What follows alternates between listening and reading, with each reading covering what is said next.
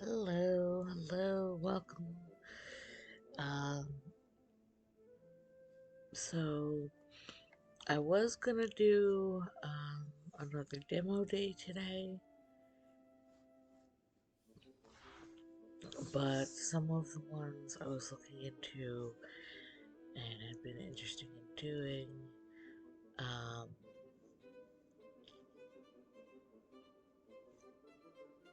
I ended up seeing some posts from other people saying that certain demos were either not working properly or had outright crashed their systems. So it made me a little nervous because I can't afford to have any of my computers borked and unusable. Uh, so I was trying to look through my list and decided, you know what, I'm going to take a break from the demos for today at least. Because I do have all the other games that I was in the middle of streaming. So while I decide on what demo I want to try next, for now I'm going to uh, jump into Masquerada again. On the last stream of this game, um, we got our little home base set up. We unlocked the ability to um, advance our mask techniques um,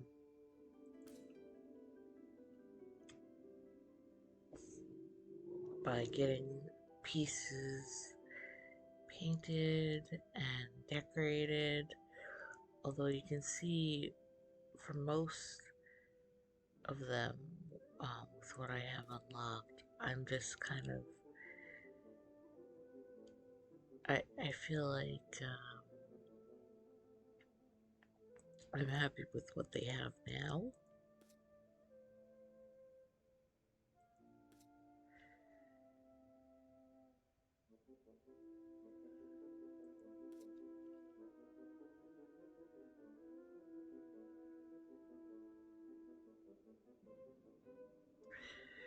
Um, these are basically how one does their ults in this game. Um, like I thought I had changed one person's mask, uh, but loading it up, it does not look like it.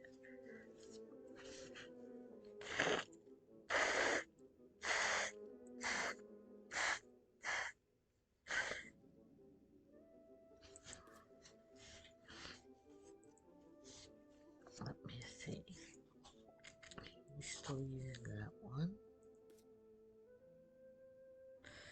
Uh, he's using that one still.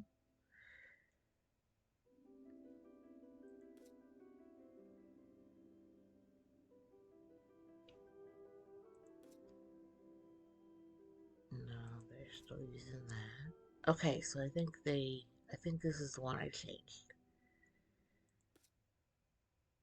Yes.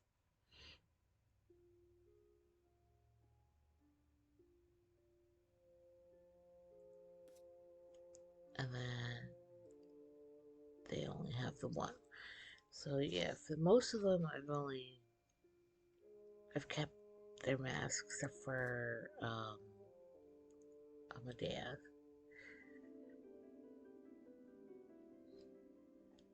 I changed hers. Um, but yeah,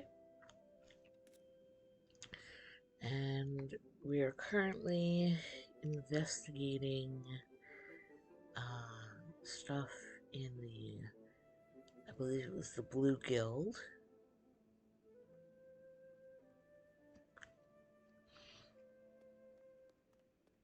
And let's grab this little purple piece. And we have a couple of things to look at here.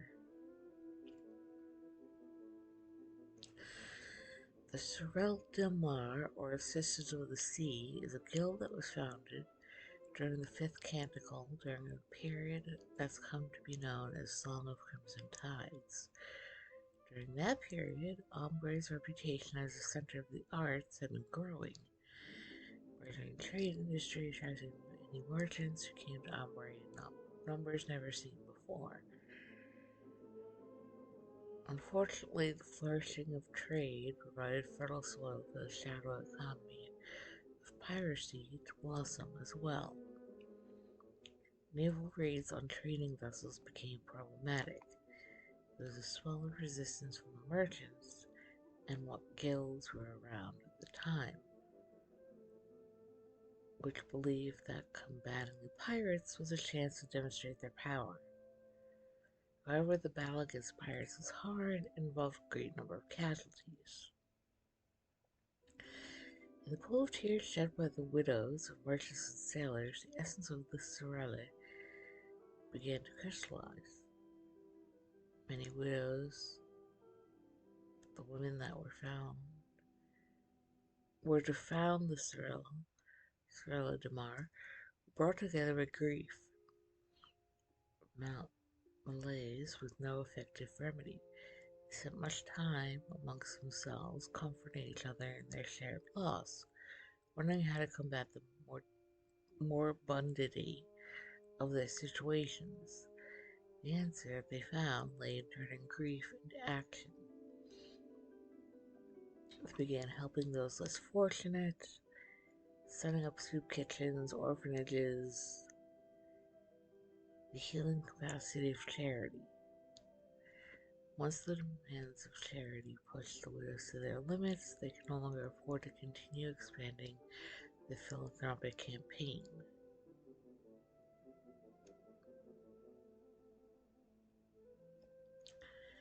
These women were not skilled in the arts of seafaring enough to take their husband's place out at sea, but there was something else of their late partners they could inherit: the Masquerades. Certainly not all widows had once been attached to Masquerada. Those that were took it upon themselves to bind with the Masquerades their husbands left behind. Once that step had been taken, the next progression was to found a guild. Though it's been roughly 200 years since their inception, they haven't strayed too much from the values they'd once held dear. They tend to orphanages, help the poor, by those seeds of avarice bearing fruit in recent years. Cloaked in goodwill, the Sorella have slowly begun concerning themselves more intimately with the fatness of their purses. Certainly this aid is to combat the increasing expense of living in the city, but I have my reservations about the truthfulness of this claim.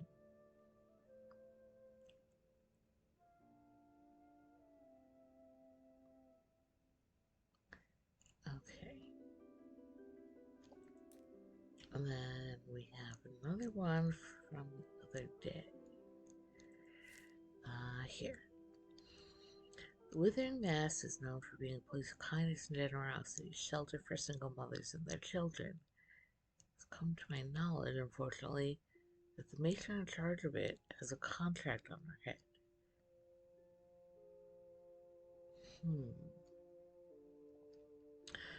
Right, so we were investigating this guild, or about to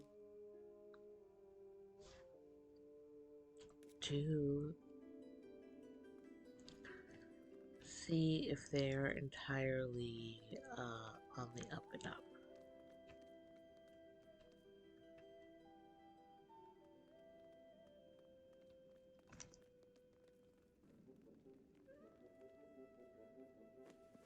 An inspetore. It is rare to see a member of the White Spire in a blue ward. It is brave of you to come.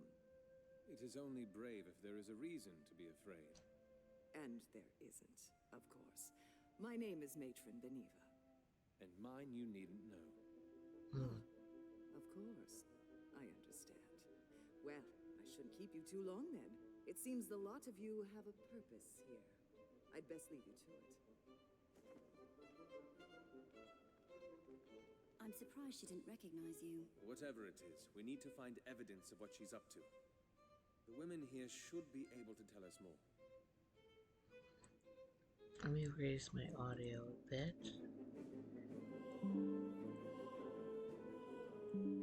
Just a smidge. Okay.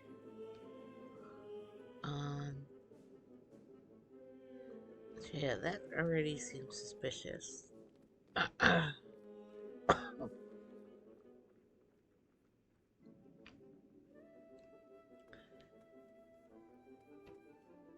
Because it's like you're not even gonna ask.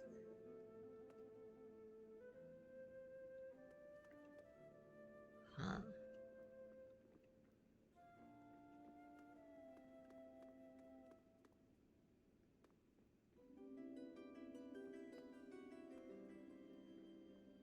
About like why they're here, there's just kind of like, ah, yes, an investigator.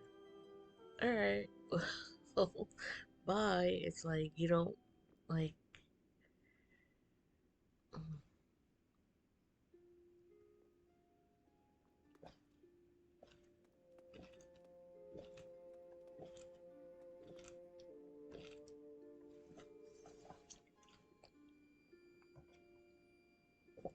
Because the other guilds were definitely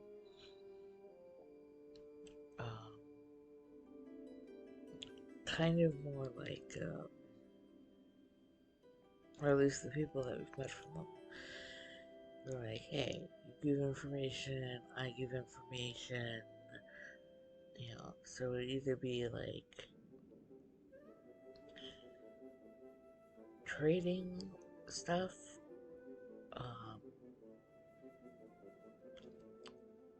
and suspicion, and just like sometimes combativeness, but there was definitely some greater interaction other than like, well, you're here, alright. I guess you'll just walk around, and it's like,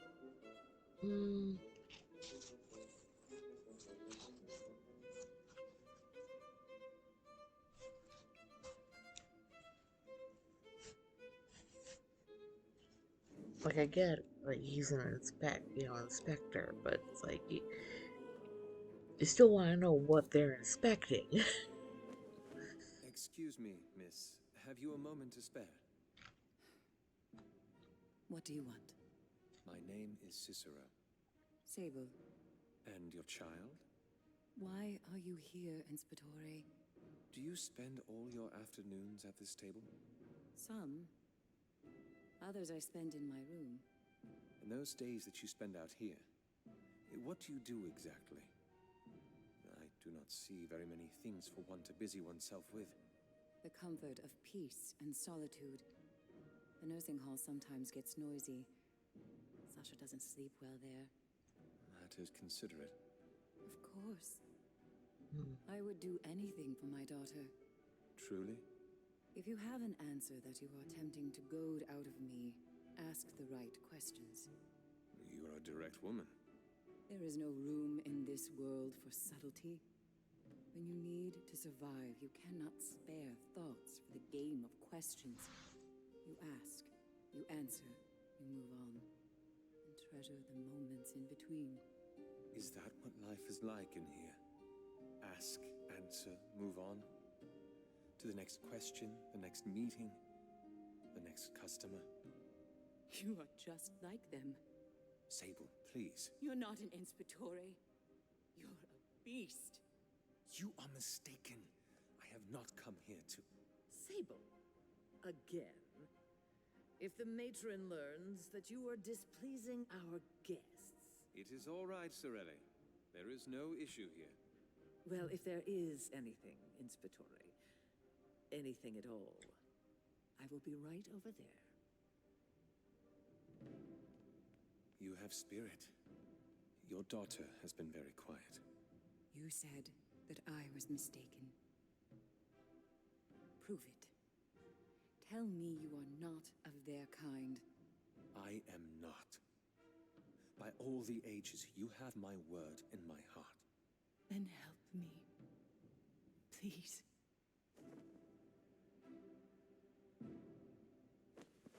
Your daughter? Beneva, Lost legacies. will you help me, Inspectore? Yes. Yes, I will. Then follow me.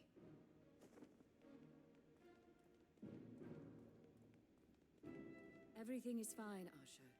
Just fine. Oh, and Asha, would you please let Divina know that my room is looking a little lonely at the moment?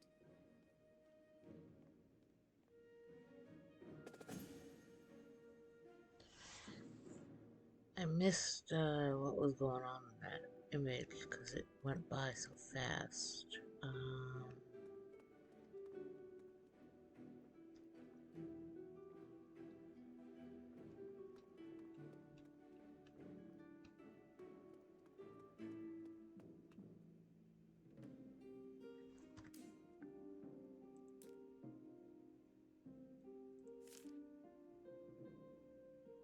I've met a few people who have strength that this woman does. Living in the city without opportunity is one thing. To be thrust into a position where your freedom is stripped from you is another. Despite it all, however, she's proven herself persistent. There's a fire within her that is yet to be put out. I'm glad we've arrived in time to receive her assistance.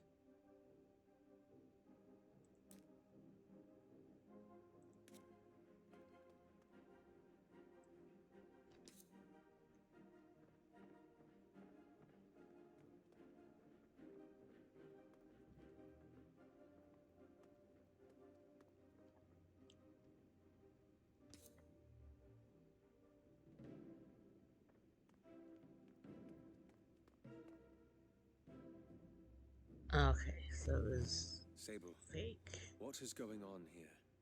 Routine, Inspectore. Cicero, please. I'm not acting within the authority of the registry. Not now. Cicero. The women in this bunko are put on rotation.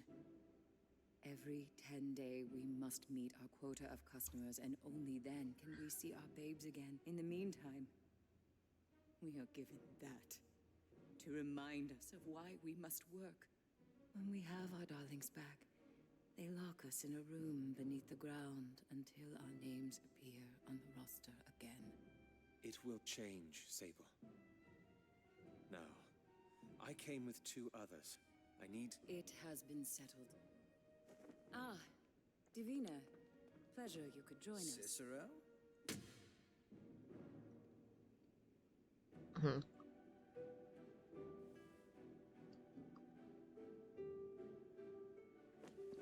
If this plan goes wrong, she will not have to lie when she tells them she was no part of it. She and her babe will be safe. I did not hit her hard, so we don't have much time. The passage to the chambers beneath are down the hall. Beneva keeps those who are not on duty on the first level beneath the earth. But there are more levels beneath. When we are on duty, she takes our babes and descends further. I don't know what awaits us beyond. I've never been deeper myself. Now, let's go.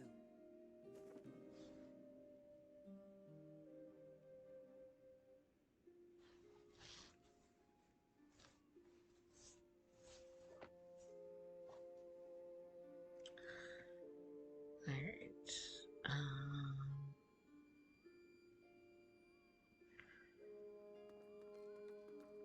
Oh, so now we can go that way. Wouldn't let us before. I see. Okay.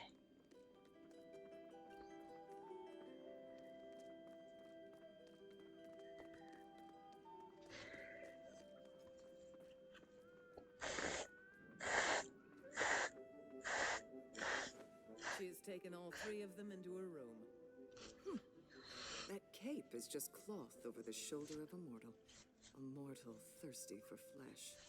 But come, her job is done. It is time for us to retrieve Sasha for her. Sasha.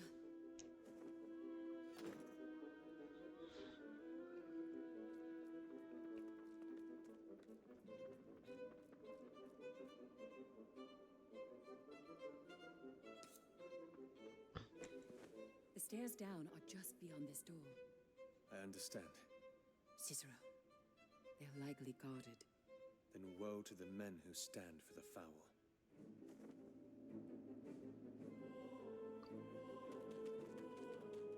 What are you doing here? I'm ready. Of course, Popper pops. And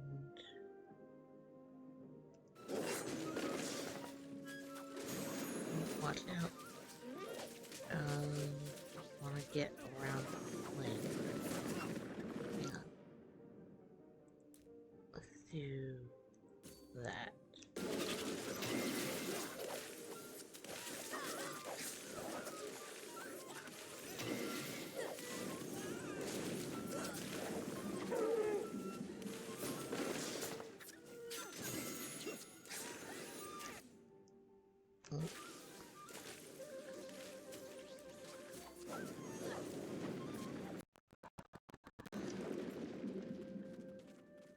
Oh, something was happening to my system just now. Everything kind of got all funky. Give me one sec. Dropped frames. No, it's not saying so. Huh, that was odd. I don't know if that was something in the game or something with my computer.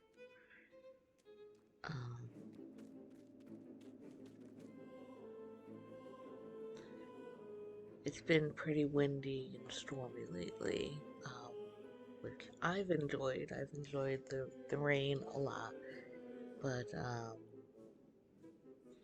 apparently I've been having a little bit of internet connection issues, so I just want to make sure that everything is still working properly.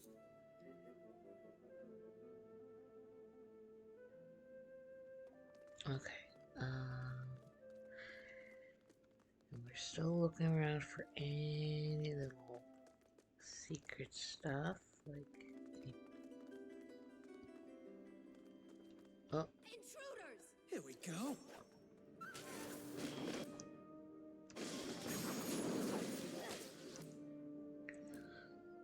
Pop them out.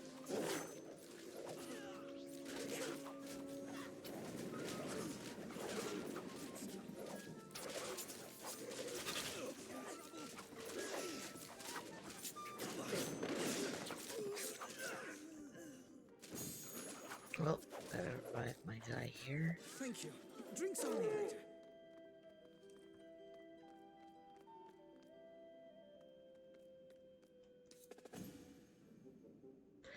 Ah, so inks and stuff are also purples. Good to know. Let's see. Oh, that's not the right button, was it?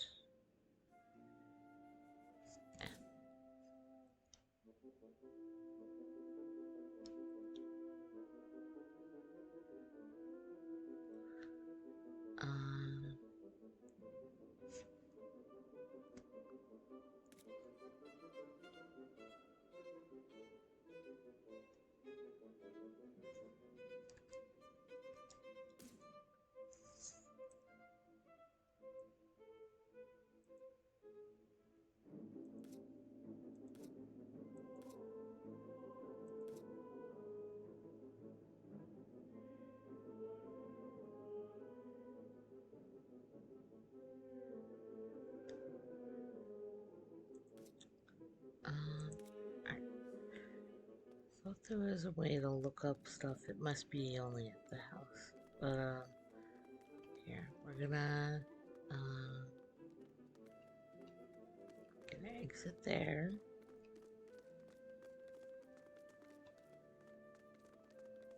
Intruders! Ah, eyes from the White Spire. Stay back, Sable. Finally gathered the gall to try, did you?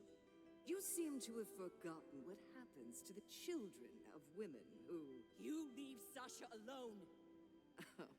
Don't waste your words. When you're gone, you won't be able to shed tears for her anyway.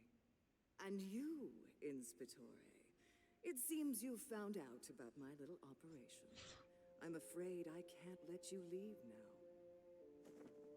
now. Okay, let me pause for a minute. Again, it's like the writing for this whole section just seems a little odd. Because, like, he goes in there and it's like, alright, maybe she assumed he would just be a customer or whatever. But it's like,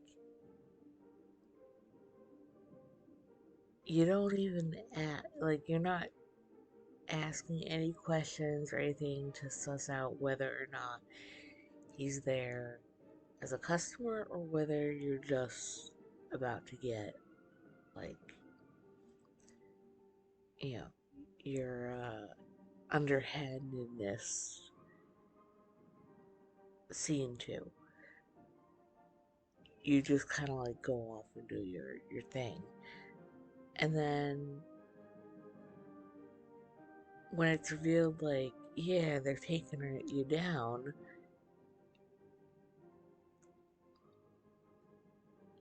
you just. I'm talking from the viewpoint of, like, this Beneva person. When I say you, um, Beneva basically is just kind of like,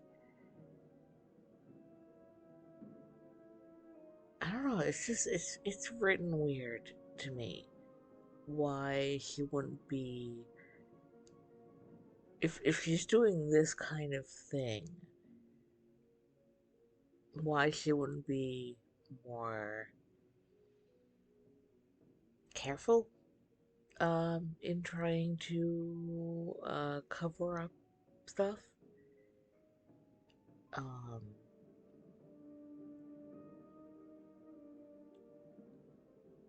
why she wouldn't be like, hey, keep eyes on these people. You know, this is weird. She just kind of went about it like, yep, it's another day of being evil. It doesn't make sense to me. Like, I don't know. It's a little odd.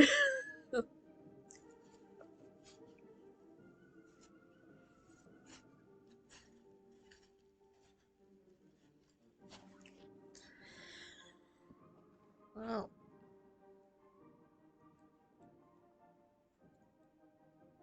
especially for a game like this where so many things have been um, presented well in characters being kind of like suspicious, not quite giving their full motivations, um, just the whole like investigations of different things and mysteries and really engaging the player to think about stuff. But this section is pretty much just like, it almost feels like they couldn't be bothered um to write this Beneva character as like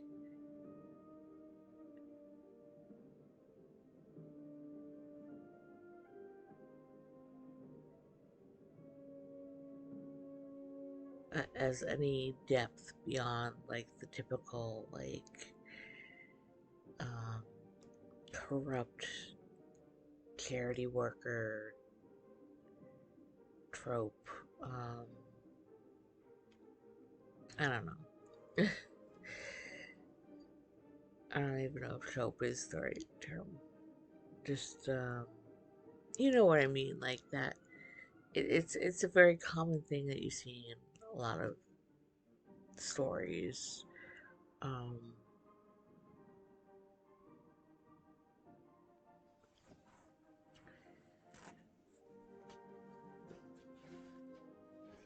but it feels like there still could have been more depth given to the this section.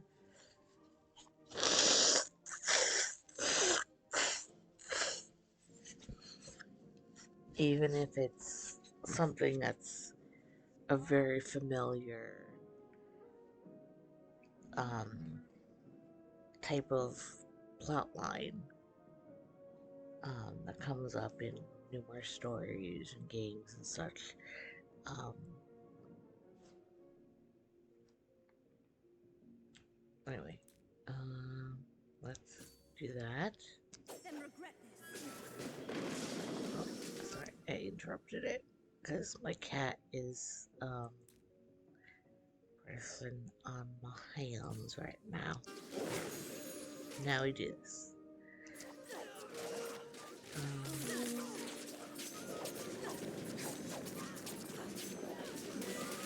want to get over here because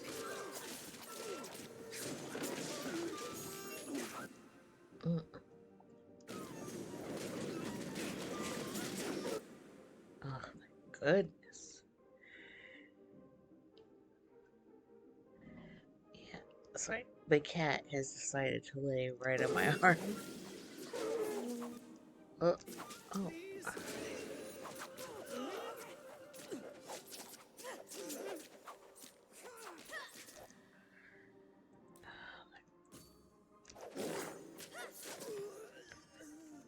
Me. Going after Come on. I suppose I owe you, eh? Alright.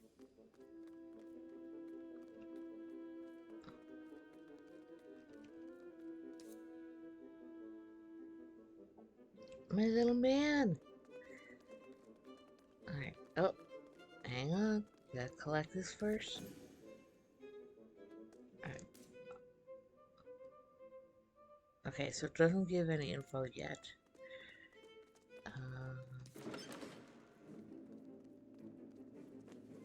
A final chance, Inspitore. Turn and leave, and the blood of the innocent needn't be on your hands. I will not let willful ignorance cost the people of this Bonko their lives, Beneva. Oh, you interfering will do far worse than that, I assure you. Beneva, please! Enough! If talk will not turn you away, then perhaps action will. Let's do this!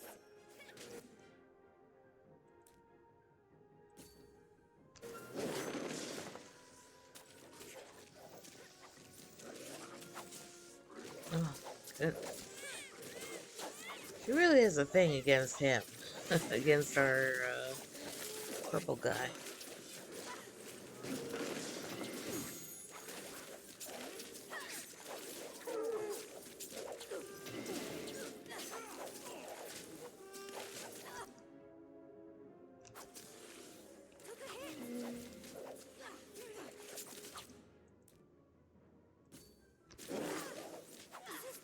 Please! Indeed. You have my gratitude. Alright,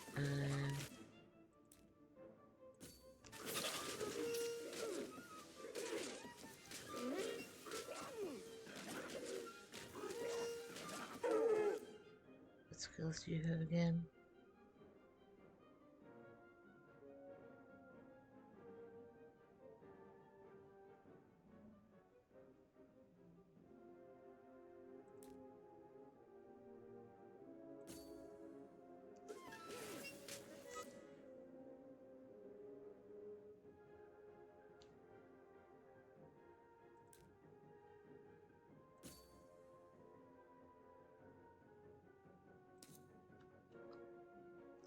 Agents too close. Thank you. What was this?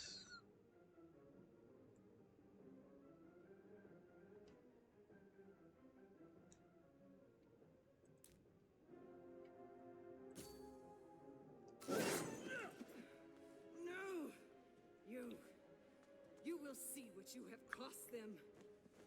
Sasha!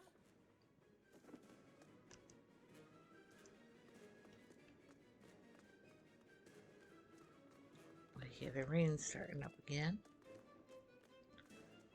I don't see any other stuff.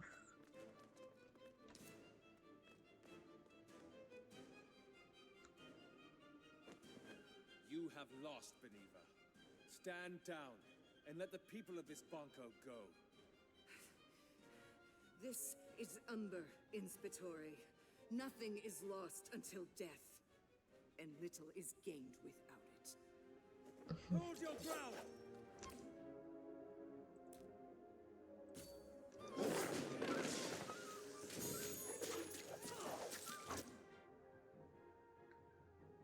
You.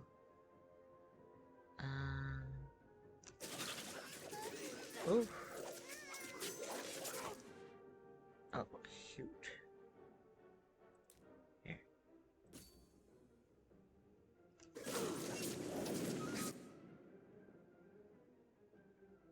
And then do that.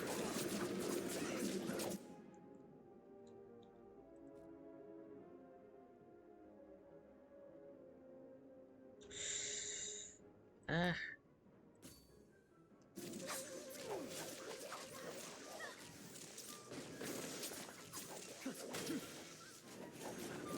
Alright, we need to run around and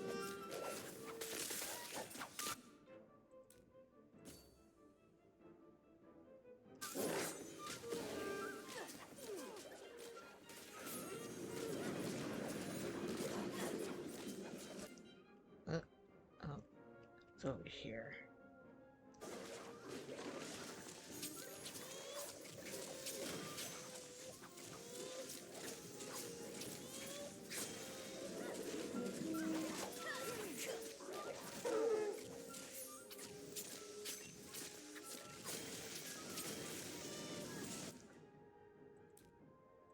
Pop them.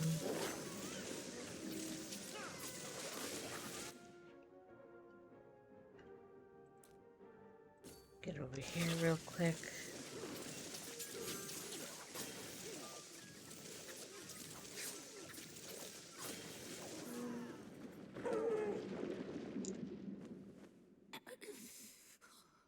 You. The mechanisms of a contract, Beneva. The Laboris are fools. They think to take everything into their own hands, but you have seen through their ideals. You know why this place exists. I am not here for your justifications. Goodbye, Beneva.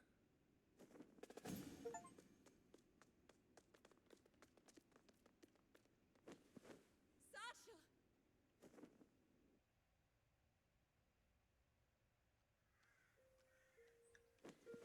Take it in. We owe it to you. Please, Sable. If it hadn't been for you... Stop it, Cicero. You know where the true credit lies. Looks like they're leaving. Goodbye, Inspitore. Goodbye. Cat was just chasing a mouse down the street. Okay. So, let's see. This is the first time I think I've seen the animals actually interact with each other in this game. But let's see what we got here. The corrupting potential of power can be underestimated, no heart no matter how bright is safe from its reach. Even those put in places of trust and authority have a far easier time losing themselves to its influence. The ancient Beneva is a prime example. Having left to care for the underprivileged and abused who could do nothing to stop her, the temptation to take a shortcut to power was strong. Unsurprising, she gave in. Fortunately, her fortune, as it were, was not to last. The city might be a dark place, but still a place with the rules, however twisted they may be. The Labors put a contract on her head for her attempts at flouting the rules of the city. as defined by the Purple Guild, and her life came to an end, putting a stop to the abuse of the women in her care. And then Sable was the second one. So she leaves, her life changed. Concept that I had long abandoned. We are actors of change in this world. Past 5 years I spent swaying to the winds of the world, bending to them, never standing on my 2 feet. Now I've dipped my fingers in the stream. I've cut the winds instead of letting them lead me. And I'm reminded that I can.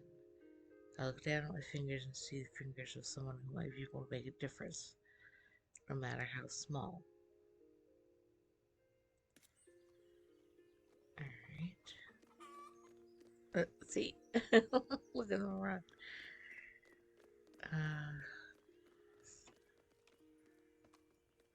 Oh, wait.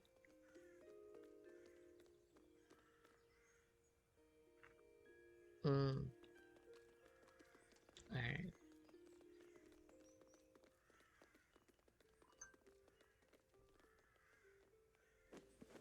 Leaving so soon?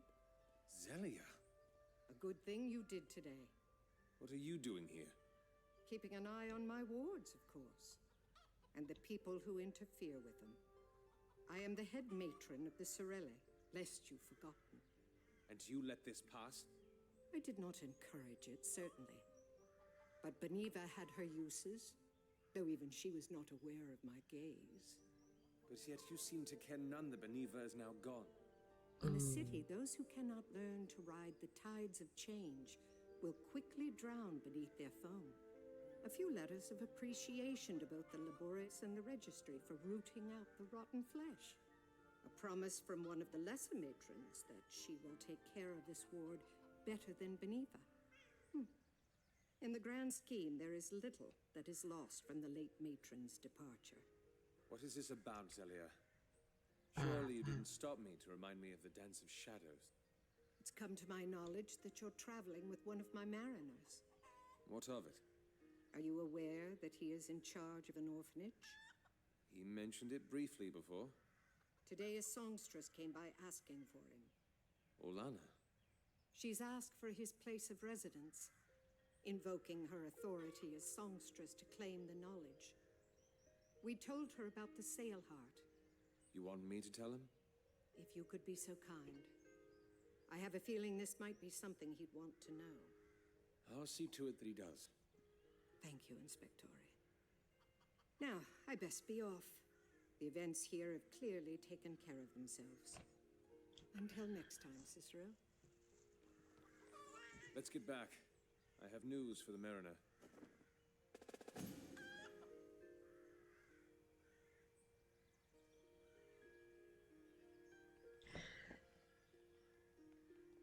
Huh. So basically, again, like, it was like an open secret. Like, people, or at least the higher ups, knew what was going on. They were just kind of letting it go. I guess waiting for, somebody else to take care of it, basically, so they could claim, like, well,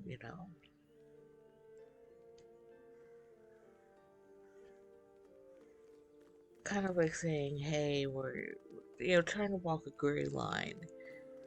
Like, hey, we're not going to betray our own. But, if somebody did come in and deal with it, that kind of thing.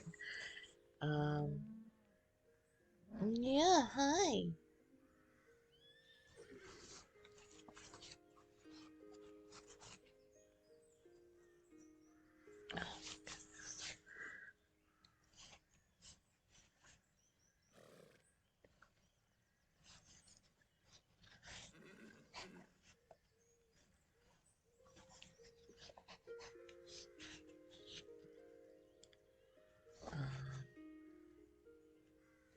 I was gonna say, I wonder what would have happened if you'd taken the blue guild guy with you, but I just remembered that I don't think he was an option.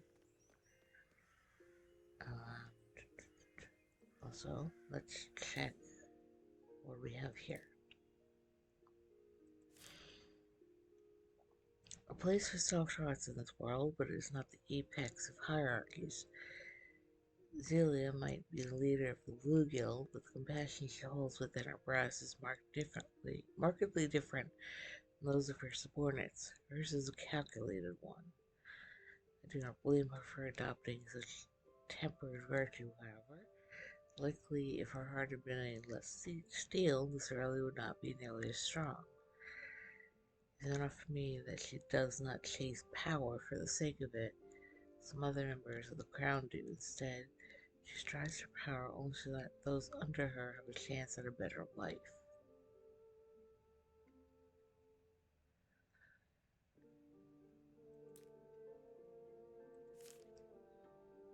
I'm unsure whether to find it surprising or not that in a city full of shadows, secrets have an uncanny way of bubbling up and finding light. Zelia approached me and requested I deliver a message to Calvin about Olana. The songsters we met in the Hall of Songs. Okay.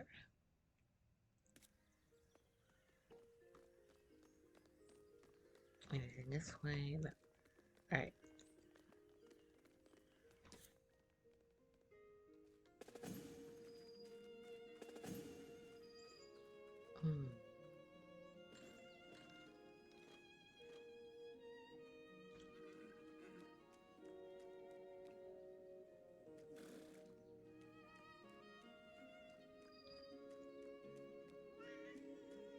Alright, let's see.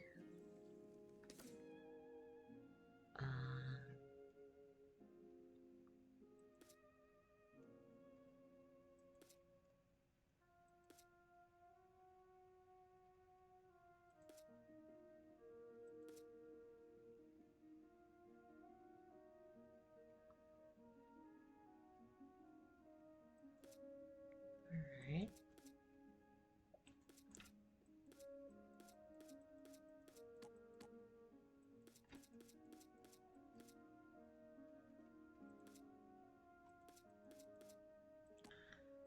We only know this, so SP.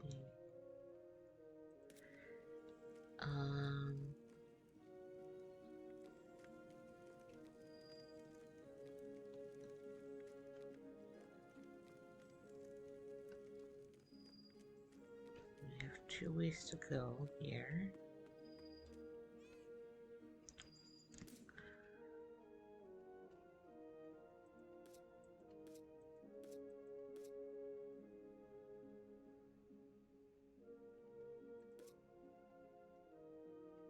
Oh.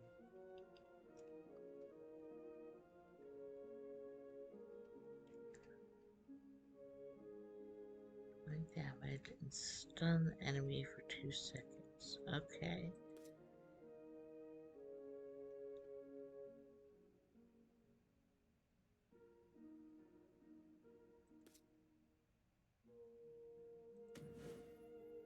That could be good. Let's do that. Okay. And now let's look at their skills. What do we have here?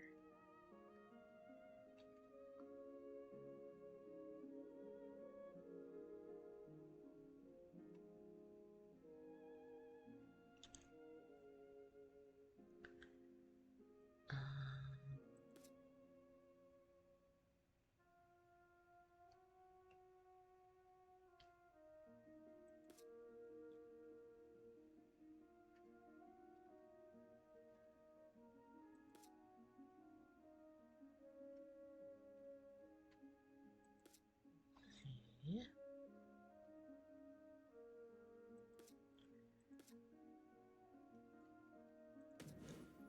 Let's slow enemies.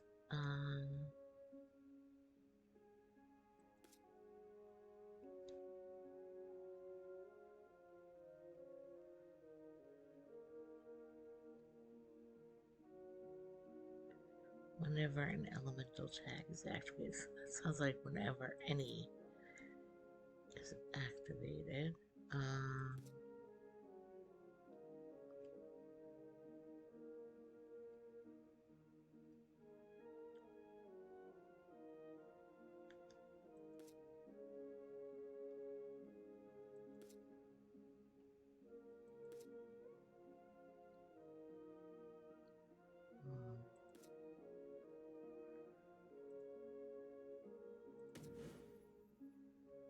Okay.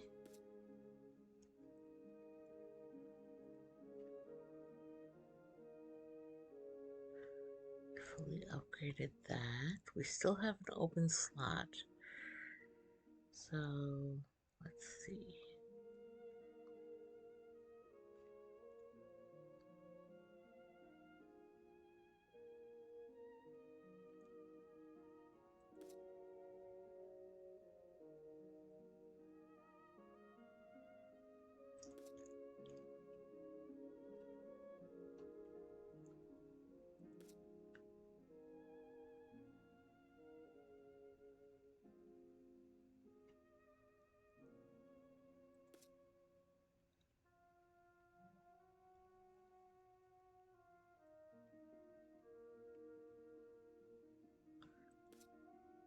Might do this to try and keep people alive a little more.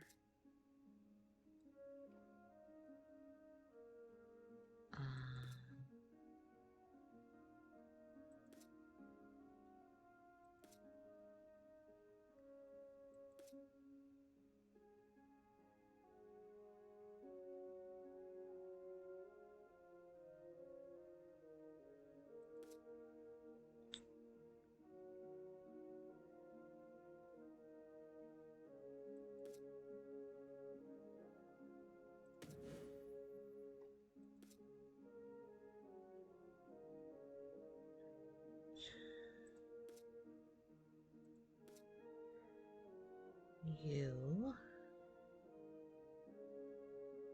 Oh, wait. Skipped you. Sorry. Let's see. You also have an open slot.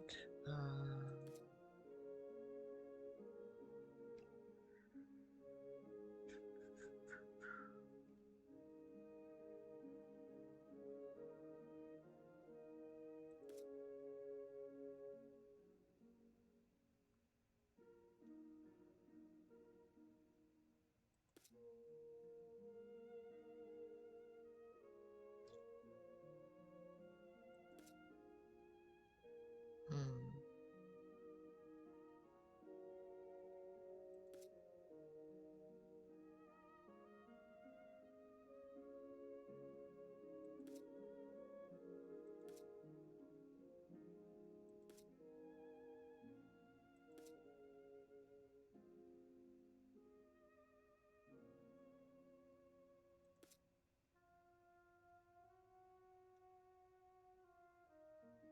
That needs a little more.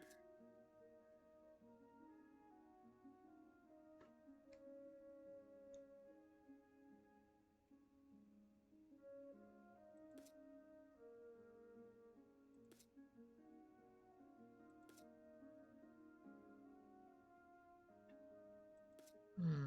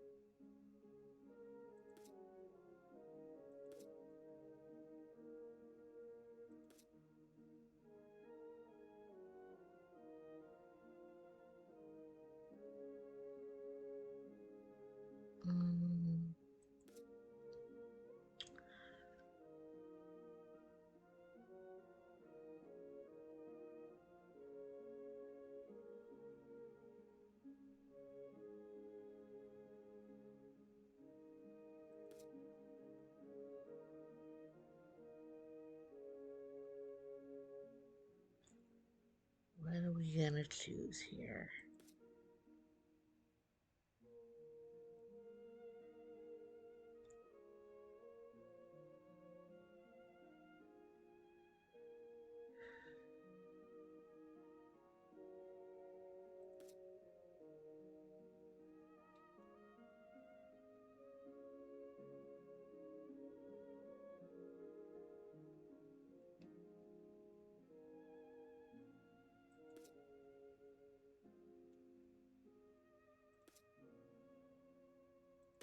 No, we'll do this. Alright. Let's see, what do you have?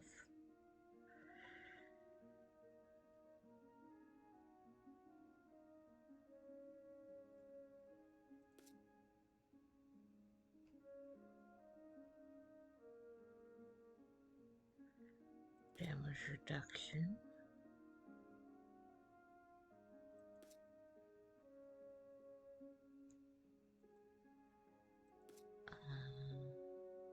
Burn damage.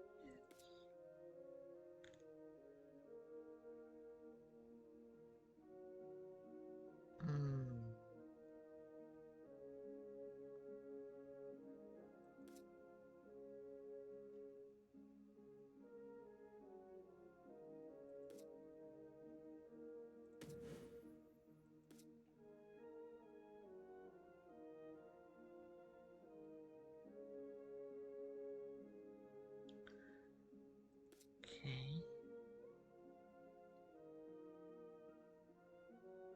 So this is either healing allies or healing caster.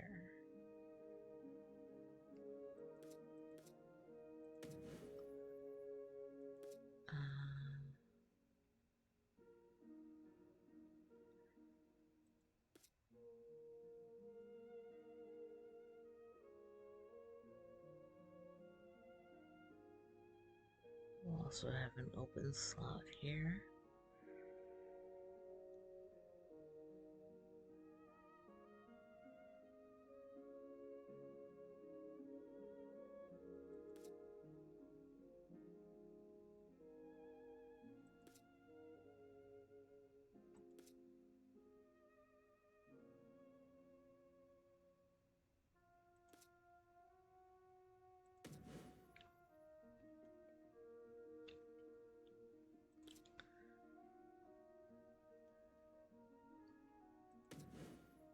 Okay, that sounds good. Yeah, alright. I think that's good.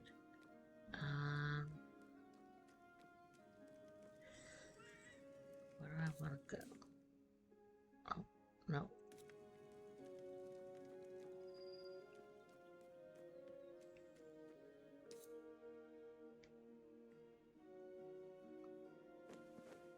And you are certain that it's true? The messenger that delivered it was trustworthy, yes. I need to go. What is it? Earlier this day, you offered to listen to my burdens. That offer still stands. You should follow me. But you alone.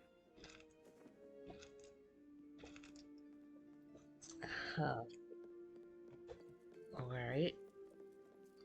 Well.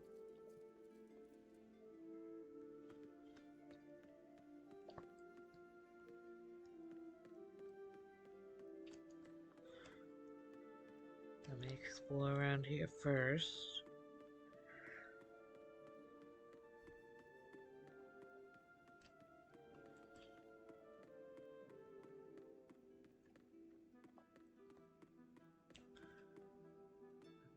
So nothing.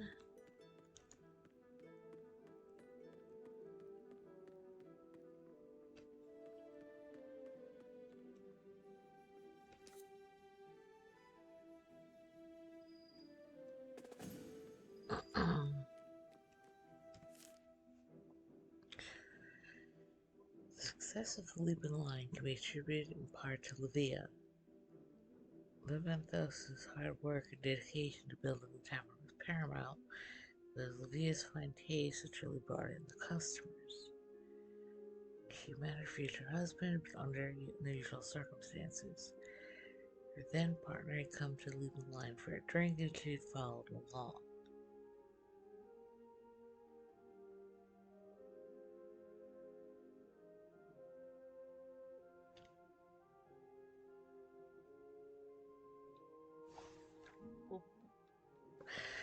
The man she came with, his name of little importance, just returned from a long voyage at sea and desperately needed a drink. So he had a dozen and ended up wrecking the lion. He was a burly man, and though the vampires tried desperately to convince him to leave, he was not one to be persuaded. In fact, all Ven's prodding and prompting did was annoy the man. He proceeded to make it his mission to overturn every piece of furniture in the tavern. When his destructive spree had ended, the man stormed off, so inebriated he forgot he'd come with company. Livia, seeing the destruction, feeling sorry for Ben, offered to stay and give advice on reconstruction. She noticed a few areas that could be polished.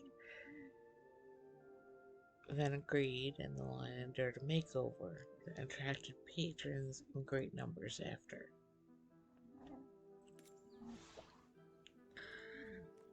What are you cuckooing about, my little one? Oh my goodness, he is in a mood. He's just being so cuddly. Being so cuddly.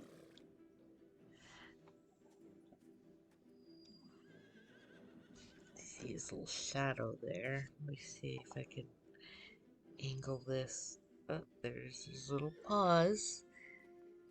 And there he is. Oh, the baby. Hello to the baby. Say hello to the little man. Hi. Being super cuddly on a rainy day. Yes, you are. You've been just wanting to snuggle all day. You've just been in a snuggle mood all day.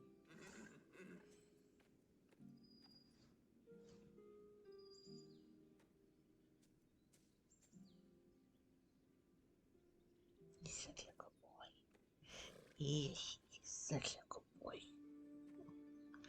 He's a butt sometimes, but overall, he's a loving little man.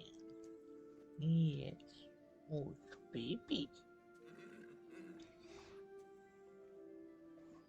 And now I have to fix my camera again. Yeah, you're my snuggle baby.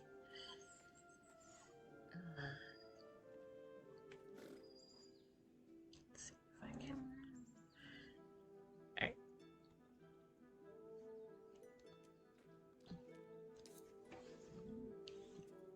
Calden? What? Talk to me about the sail heart. I'd like to know more about it. 12 years ago, I had just been promoted to skipper and had been given a home in the Tempered Tides. It wasn't a big place, but it was decent enough for a whole family, though I lived alone. One day, there was a loud rapping on my door. It was raining that evening, I remember, and I could hardly distinguish the knocks from the thunder. But I opened the door and found him, dressed in the gold of the Luca, standing before me, drenched in rain and blood.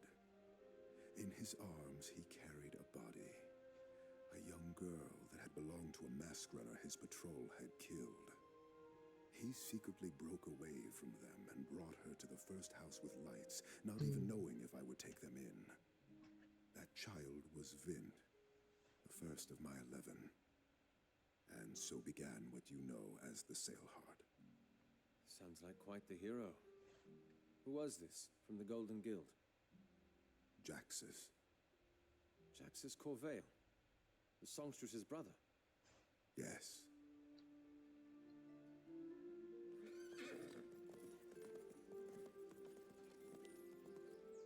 Oh, no kitten. Get away! Leave her alone. Watch your I flanks. know. Oh, hang on. A little. Oh. I went to move, and he got up briefly and then just slammed himself back down into me. He's like, no, you must snuggle. Hang on, my little one. Oh, no, I just. Let me try and do this without getting cat hair all in my eyes, which are already tearing, as usual.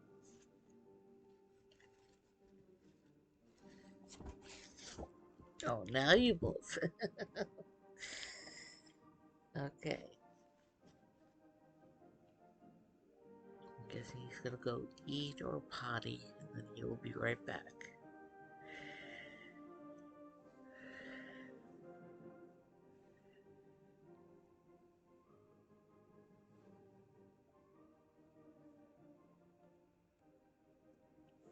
Right. Oh my goodness.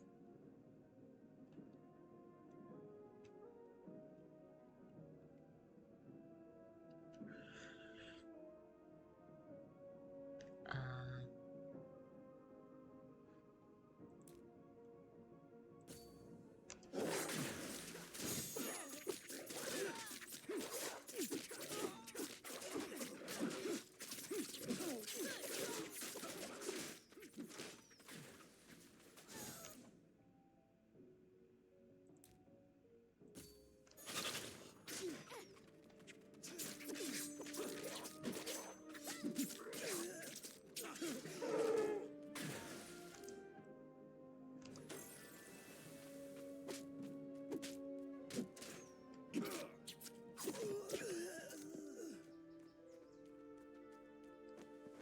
Vind, it's me. Oh, thank the ages, Cal. What happened? Those men, they must have followed the songstress. I think they were thinking of robbing her, but when they saw the sail heart... As long as you're safe. I'm fine. You mentioned a songstress. She's left. I'm sorry. She sounded as if she knew you. Once she came in, we couldn't stop her. Tides.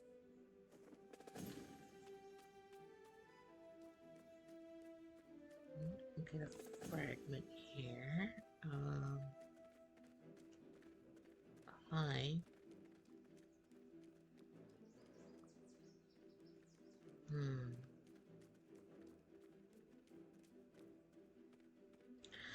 I like the little boat fort here.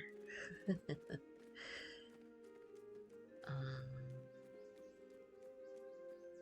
Anything else? Hello, Doggo.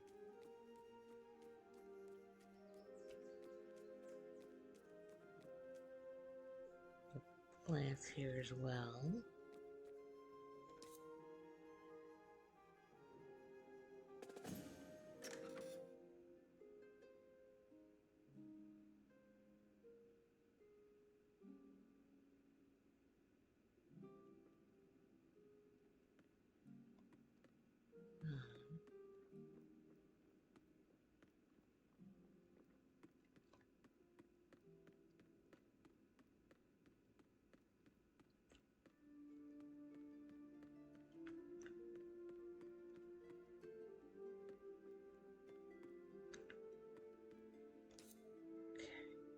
Please, please. Calden, what are you searching for? Tides, where is it? Calden! It's gone. Please, Calden. No! No.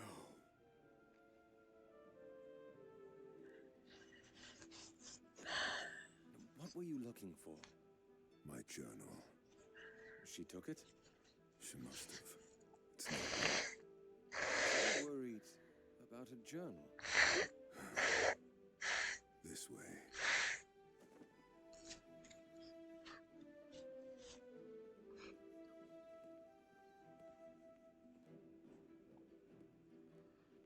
Alright, man, what did you do?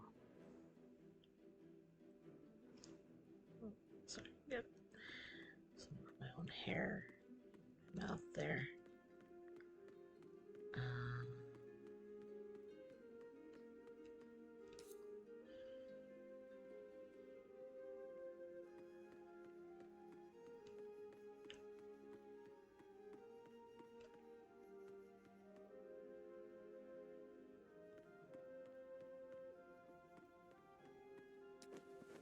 What is this?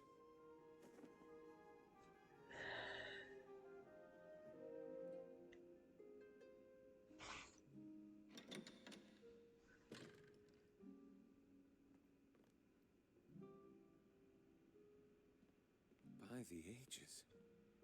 Whose is this? No one's. Not anymore.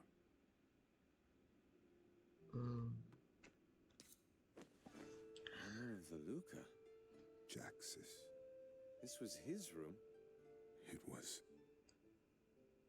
ours. Calden. Songs unsung. Now you understand. I'm afraid I do. And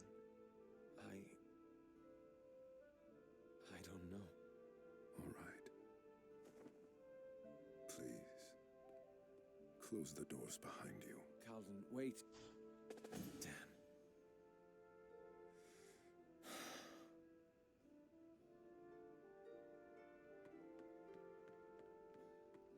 The sunset. What a view. A tattoo kit?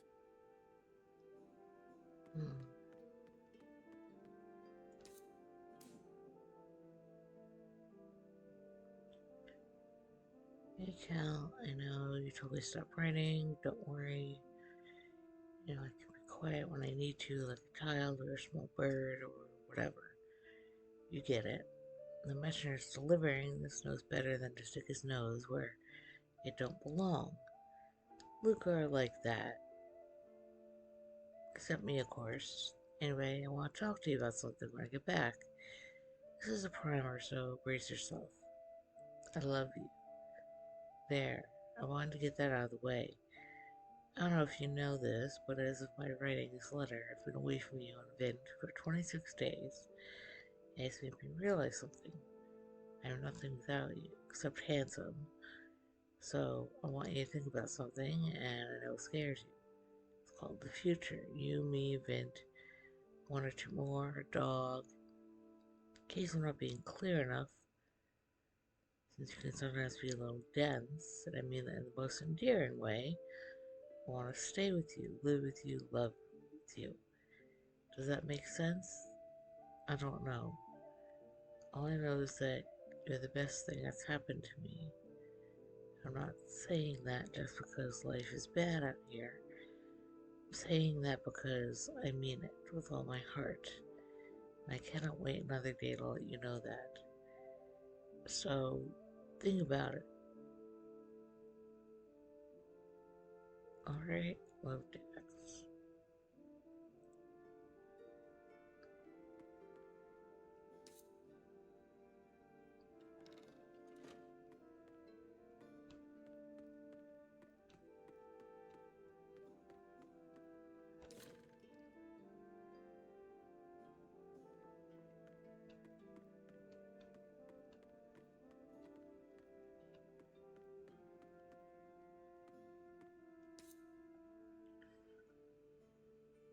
Zeph drew that. He told me. Guessed as much when I saw him leave. I think I might have offended him. Did you insult Jax? No, I just said I didn't know how I feel about it all. Nah, he's not offended then. Sad, maybe, but not offended. Cal's better than that. You always know. Yep, a whole lot of us do. And we only love him more for it.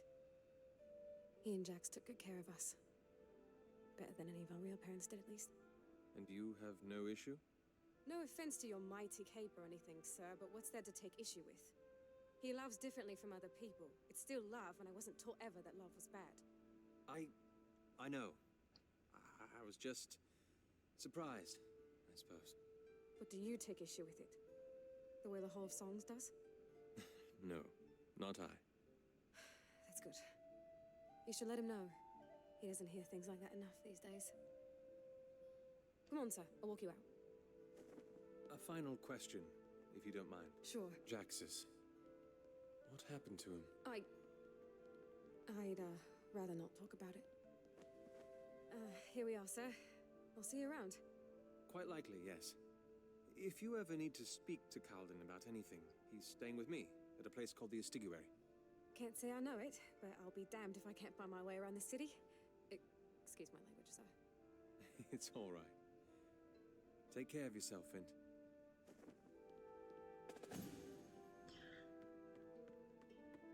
Why would the whole, like, Hall of Song care, though? Because the way that was worded made it sound like, oh, they're just like the entire group is against it. But it's like, why would it matter? Like, they're responsible for recording, people's lives. I'm sure they've recorded all different types and all different sorts and had to record some, like, pretty awful things that people have done. Considering, like, what we just fought.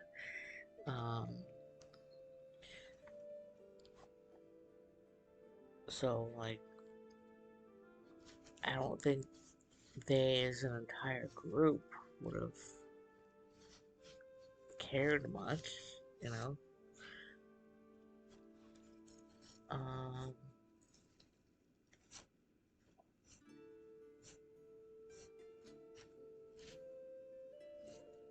I feel like the sister specifically would have cared because something happened where her brother died, right? So, if she blamed the person that her brother was with, that would be,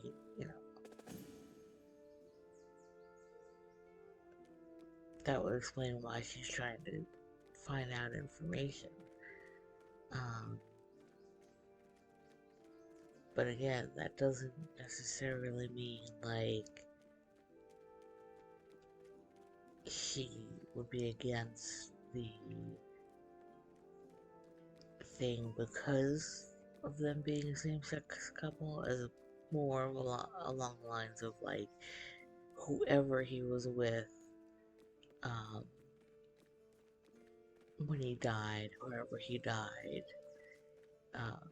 would have taken the brunt of it, regardless of who they were.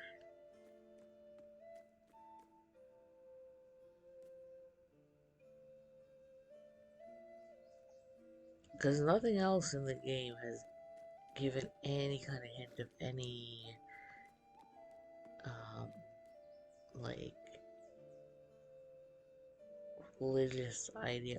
Because the whole thing with this city, this area, this whole thing with the mask and all, was about them breaking away from the religious teachings of their previous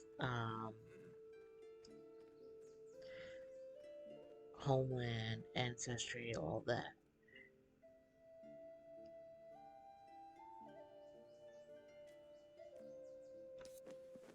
Is there any other business you have here?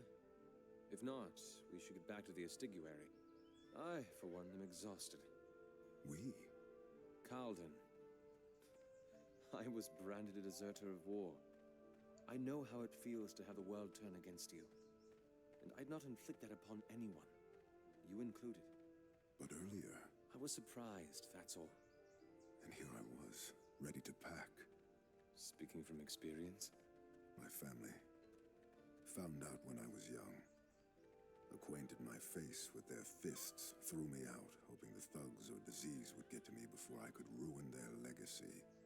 And you proved them wrong. I never wanted to. All I wanted was to go home. Well, you have a new home now, anyway. A home that I worry daily about losing. Is this why you treat Bosco the way you do? As someone in the inner circle of the Bloodless, he could know. And you were afraid word would spread. Once that happened, if the Hall of Songs knew... What would happen? I apologize for asking. Yeah, Familiar with exactly. these things. Please explain. My brother has no children, and my parents' songs were sung a decade ago. If the Hall found out about me, they would deem my family's legacy tainted. Its space on the singing tree would be given to proper families with legacies that will endure. Does your brother know? He's the one that cared for me after I was thrown out into the streets. In a way, like you, I owe him my life. And I will not tolerate any threats to his legacy, myself included. And now Orlana has your journal. I know. But what was in it that... If those are winds we must sail, then let them blow first. I think Vasco should have returned by now, and I am eager to hear what he has to say. The closer we get to finding my brother, the better I'll feel. I understand.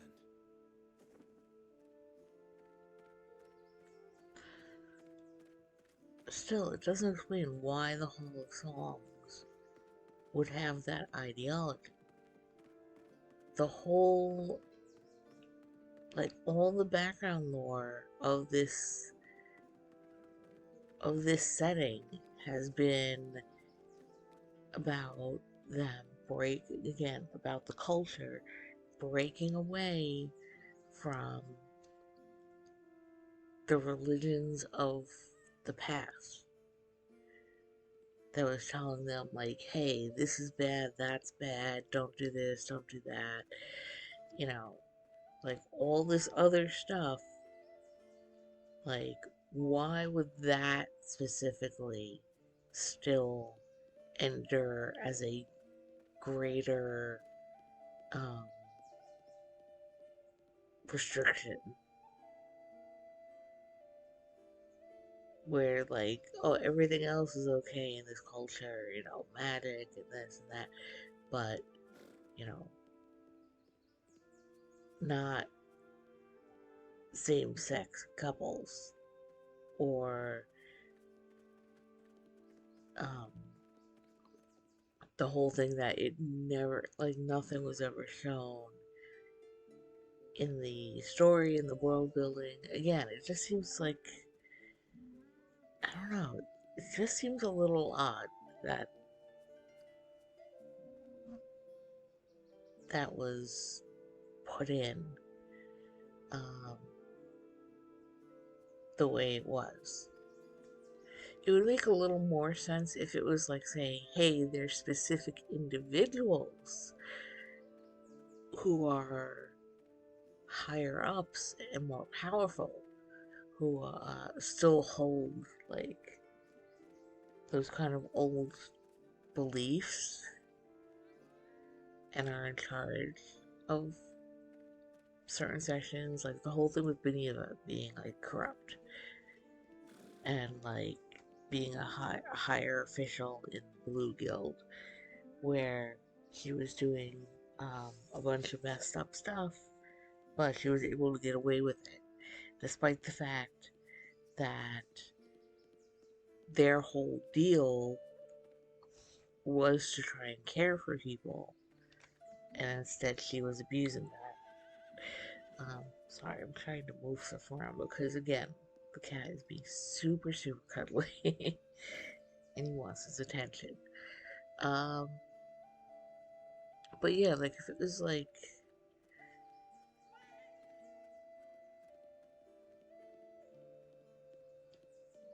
if the way that it was written was tweaked a little bit, where it was about more specific individuals rather than a whole new, like,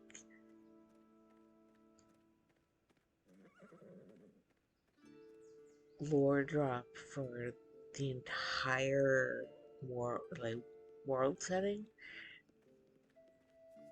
it would make more sense.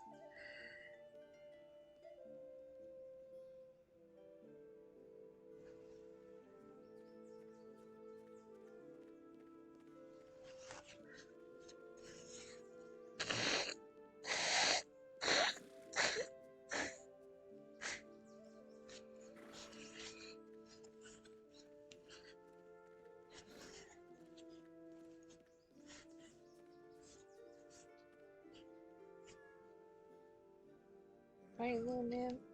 Am I just confused?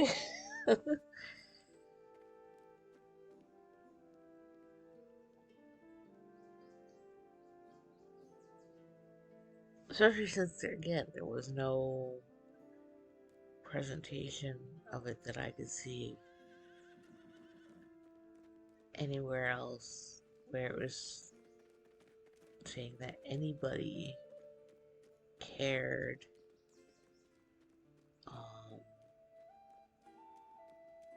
Because usually with this stuff, it's one of those things where if you're finding lore drops um, in games or books or anything like that that talk about, um, the prejudices of a setting or of a culture, um, there would tend to be more information spread out, even if it was like tiny bits, just so you know that that's a part of um, the the setting that you're in. And then that would make the revelation of like, hey, there's one of your main characters that you come to get to know has that kind of thing they need to worry about. It would have made like the whole thing of like, oh, reading the letter and everything a lot more impactful. Instead, I just kind of felt like, okay, like,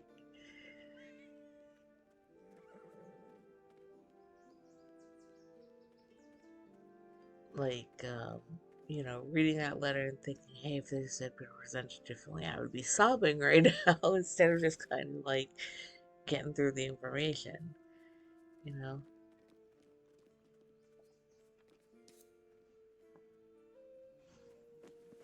A final word, Calvin, before we lay this issue to rest. Yes. You don't have any plans to tell the others about this, do you? What do you mean?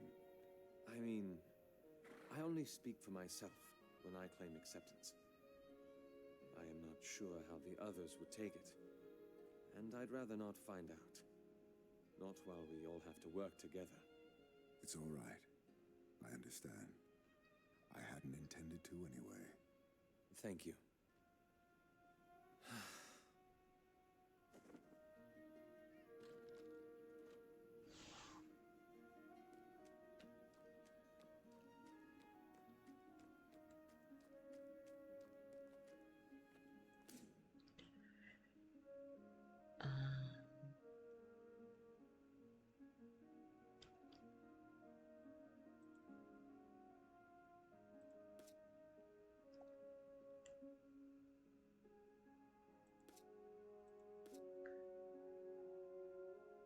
I don't know what other masks we unlocked here.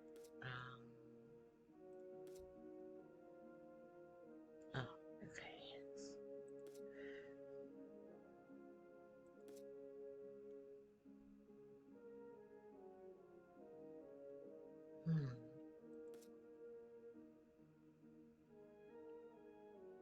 I still like the damage reduction.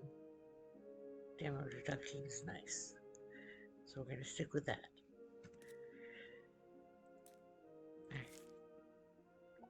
The truth has come to light. Jax's core male brother of the songstress Trolana had been involved with Calden. They loved each other, that much is clear. And so he is Talios. The first I've known personally. Impersonally, I might have heard rumors about some of my past acquaintances, but that was all hearsay. This is real. If I were to be honest, I'm not entirely sure how to feel about it. For a while, I thought his secret had a nefarious element to it, and then began to think it might have something to do with the investigation. But this, I wasn't expecting this. What do I say to him? I have nothing against him. What he does in his personal affairs is his business, not mine. Preferably, his personal business stays with him. Letting it bleed into the investigation would not be wise or professional. I should look forward. This can be ignored. These are his affairs and should stay that way. Nothing needs to change.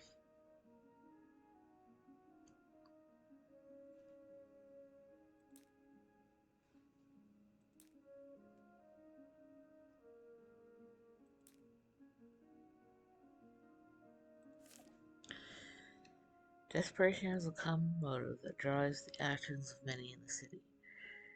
I've seen the extent to which it pushes people. Alana may have simply taken down the external, but that move is more than just petty thievery. It's crossing the boundaries by a member of a faction that is sworn to maintain neutrality.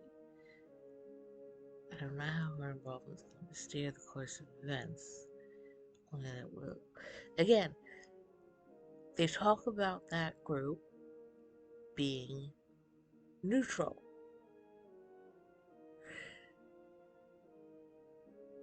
So it doesn't make sense that they would care. Because if they're supposed to be neutral, and their whole thing is just about recording people's lives, like, I don't know. It's weird. It's weird. It's weird to me.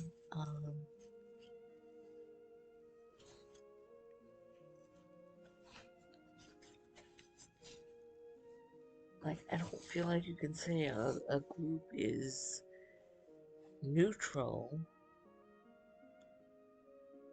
if they have something about them that would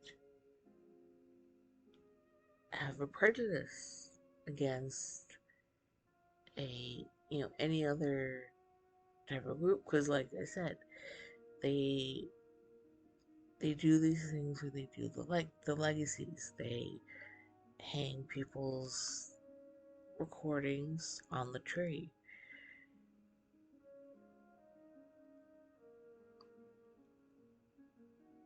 But considering how so many people, are corrupt and everything, like, what what other standards are there? You know,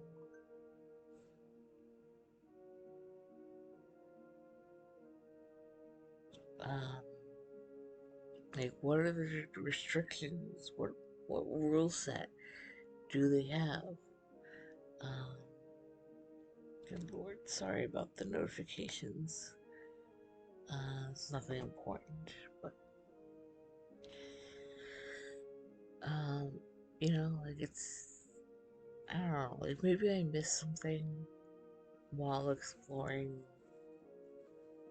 the Hall of Song earlier, but it didn't seem like it, you know? Like, I didn't see any, like, thing that, um, here, let me actually see before I do that, or finish it. Uh, Number 33.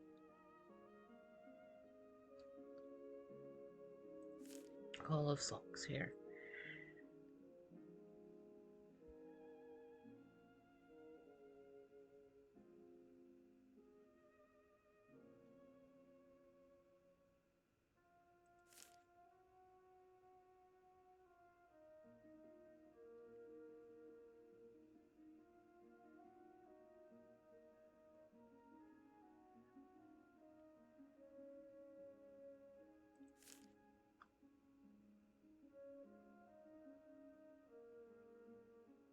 Yeah, like, the whole setup of this place is about philosophy and study and magic.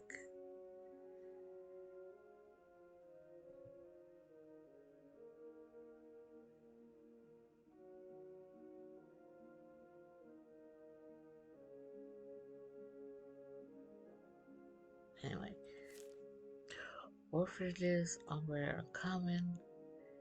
Person who stepped into one prior to entering the cell hard. In the city, it's hard enough to take care of oneself.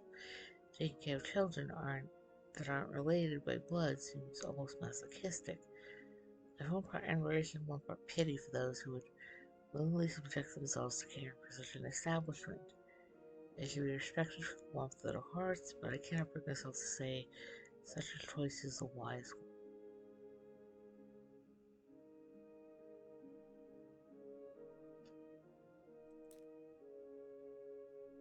Alright, maybe this will explain more.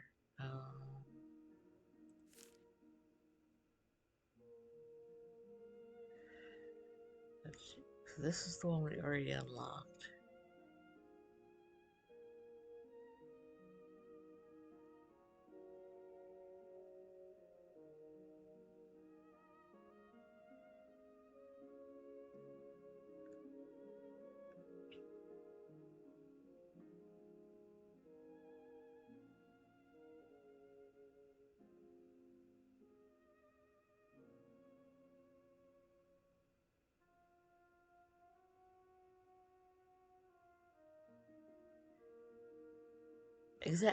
Again, this says the exact opposite. This is saying what I'm saying, basically, whereas all the previous information presented was like, hey, they came from a previous culture that was very restrictive, was against the art, was against, showing certain emotions, certain urges and desires, and they moved away from that.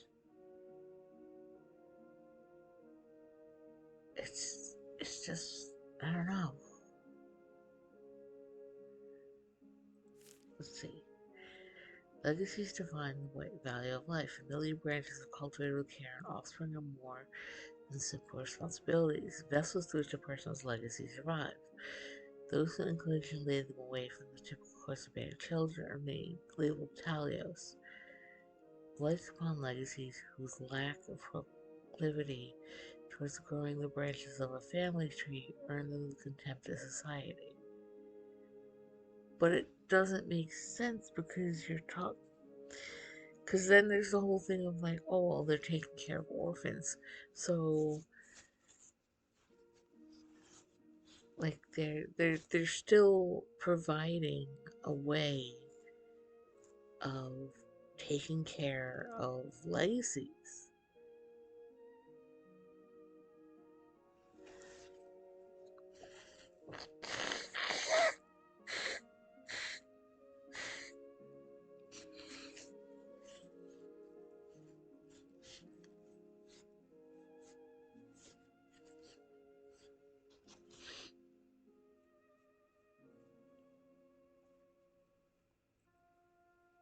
And this is basically saying that anybody who does not produce a child before they die is therefore also part of um,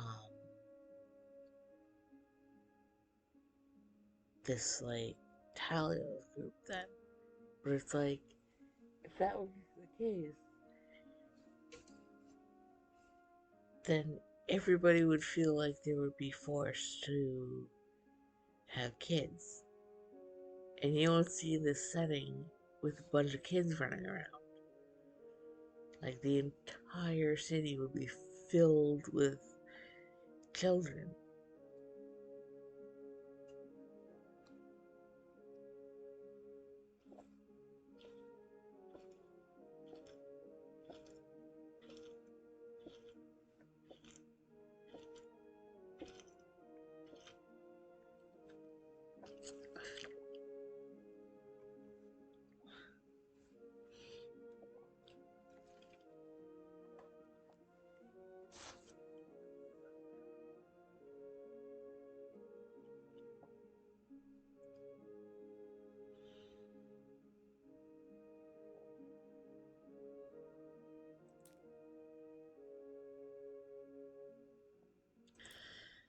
And again, for a city and a world setting that is very focused on arts over religion, it um,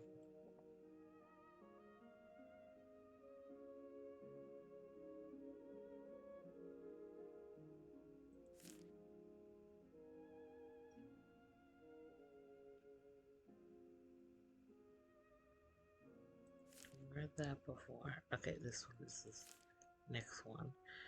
Um,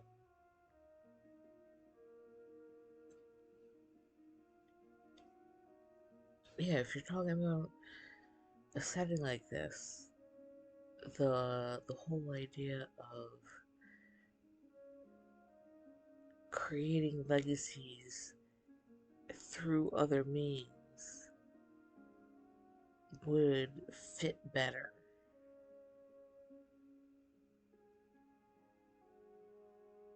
than the typical, like pop out babies to make legacies. You know what I mean? Like, it just seems like a very random change in the background lore.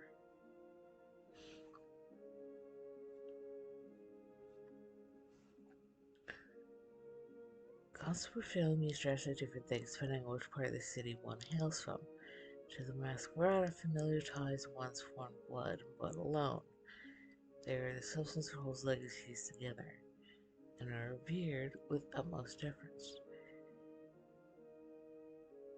To the Contanani, however, blood means far less. Most of us that grew up in the gutters have missing squares in the family tree. A long lost mother, unidentifiable father. I am lucky in that I know both my parents, even luckier I grew up under their care. Few others are as fortunate, and consequently, treat blood relations as insignificant. This lack of reverence for biological bonds comes with certain freedom. You will choose those that one regard as family. That's that's what I'm saying. So this whole conflicting plot line just it's like it's going back and forth saying that, like,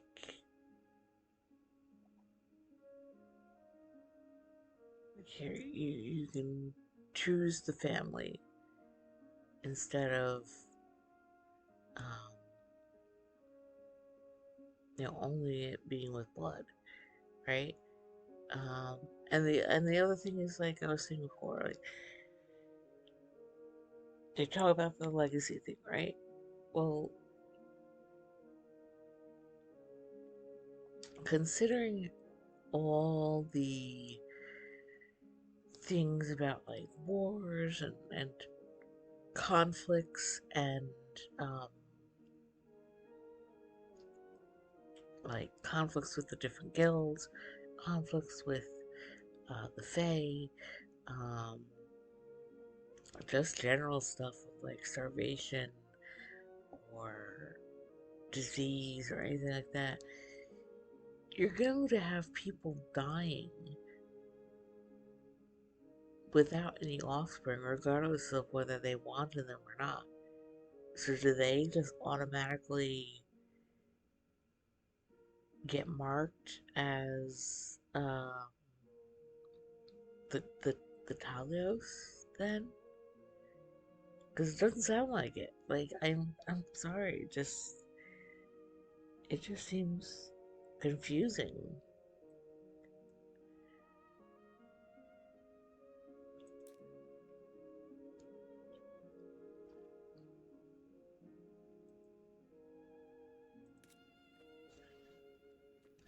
I don't mean to be like I really love this game. I love the world building. I love the setting, but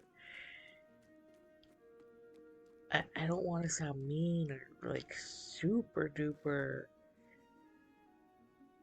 um, negative about certain parts. It's just this thing in particular, especially, is kind of like, I don't know how I feel about it. I don't know how I feel about this plot line.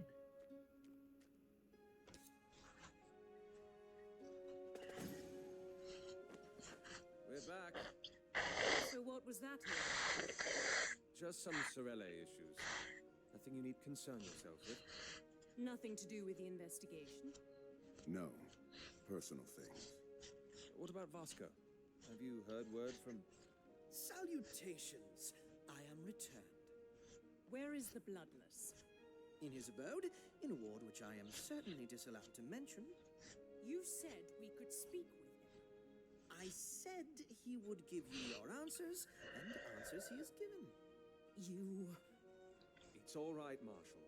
The answers were our goal either way. So they were, and so I shall present them. First, the Herald. Unfortunately, he's too recent a phenomenon. Information about him is conflicted, and the most the Bloodless can give is that the Herald is part of a Masquerada faction called the Dactytes. Nothing new there. Second, Lysandra. The Whispering Streets. Labyrinth of the Masqueraders. How are we supposed to find anyone in that damnable ward? It will be difficult. The ward is among the city's biggest. Even worse, I doubt she stays in one place. It could take us days. I have an idea. What are you asking for? Another contract? No. Information. About? I heard you mention that you were going through all these troubles to find the Mariner's brother. Am I correct? Yes. Why? Inspectore, if we tell him, the Bloodless will know. Given that he trades in information, word could get around. Marshal, you seem to have a disturbingly inaccurate view of the Bloodless and his messengers. Just because we dabble in information does not mean that we spill it all over the place. But of course, you and your bright guild would know nothing about subtlety and secrets, would you? Seeing how you handled Izander and... Do not defame my guild! So instead, I should stand here and let you defame mine. Enough! The twins have been kind enough to find a location free of the politics of the city. And I will not allow the both of you to drag your baggage along. Within these walls, we are colorless. We are here for one purpose, and that is to get Razatov back. The masked runners have him. It's why we're looking for Lysandra, to lead us to the Herald. And what's he to them? He was researching powerful ancient artifacts of the Dementicate. If there's anyone that can get us to them, it's him. Artifacts that do what exactly? I'd tell you if I knew. I see. Thank you, Inspectore, for the trust. You can rest assured that I shan't abuse it. Now, that plan you were talking about? The pin drop. The ruins? Yes. I can do a thing. Spread rumors. Entice Lysandra with word of a cache of masquerines found. And with the Bloodless's help, and trust me, he will help, I can do it by tonight. You want to bait her out into the ruins? In this time when masquerines are so scarce, I'm certain she will fall for it. It sounds like a plan. What's this? The Mariner supporting me now? Don't make me take it back. So, Inspectore, what'll it be? Go. Do what you must. We should head to the pin drop first thing come sunrise. I will be back here by then. By the night. I can't believe we just told him. We didn't have much choice, Marshal. We should get some sleep. Tomorrow's going to be a long day.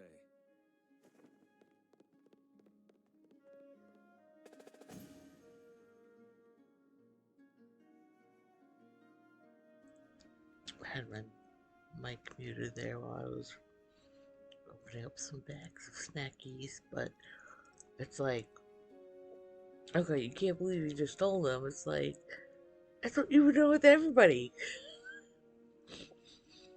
It's basically been the mode to recruit people. It's like, hey, here's some, like, oh, there goes my snack thing.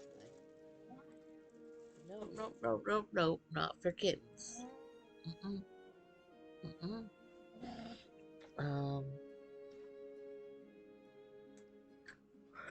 Yeah, that's been the basic mode of recruitment. Just like, hey, we're doing a very important secretive investigation.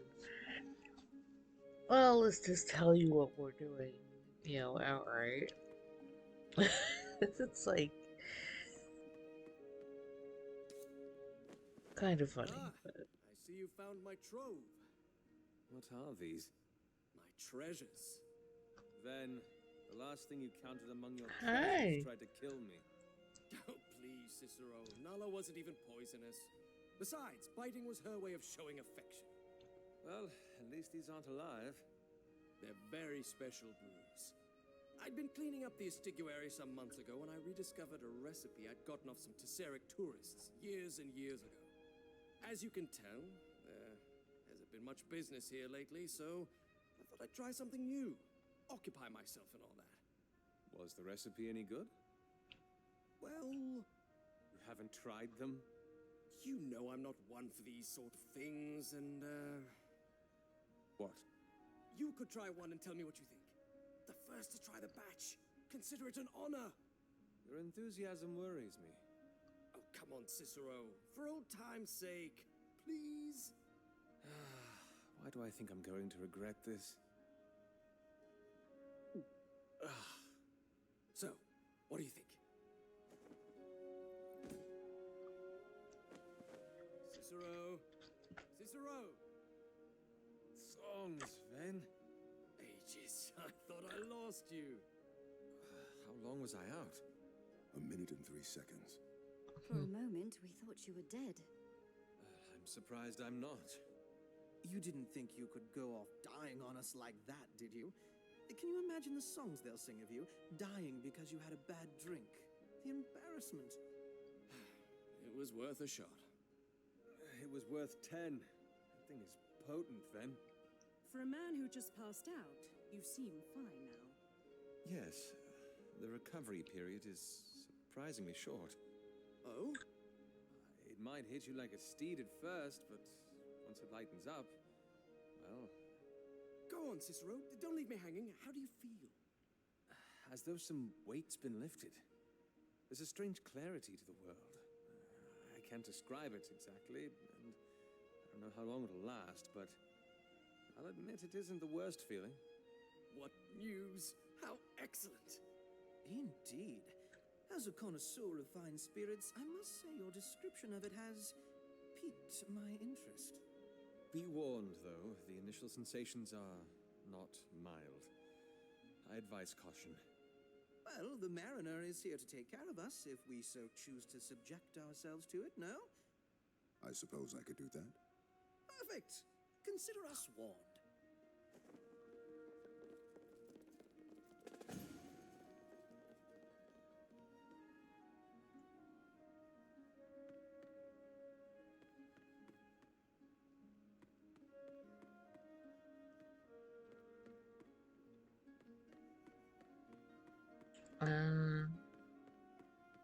Anything up here?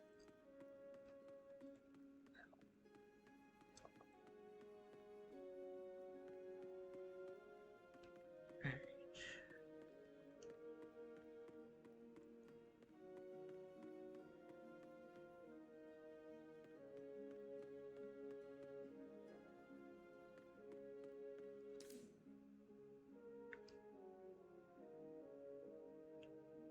No. Okay.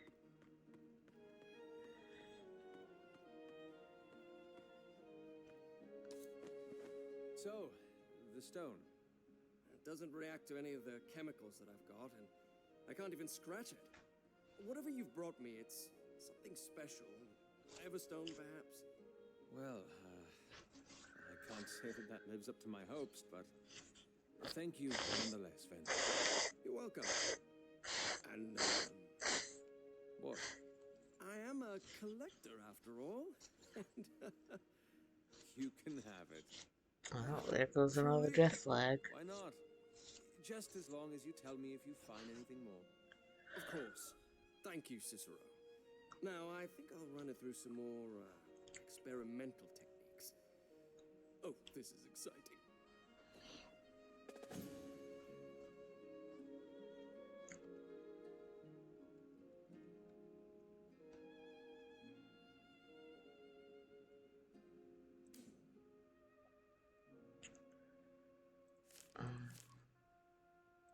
we go.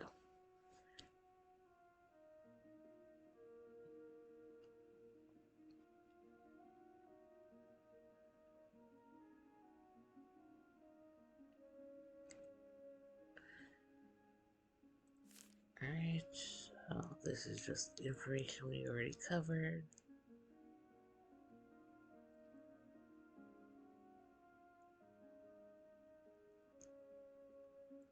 Stones written.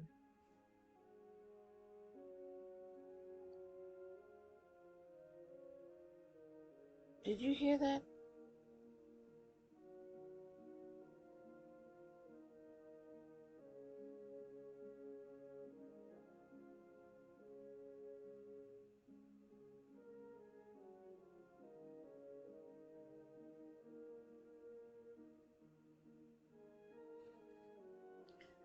The cat is on this side of me, but I heard something over here, and now I'm a little like...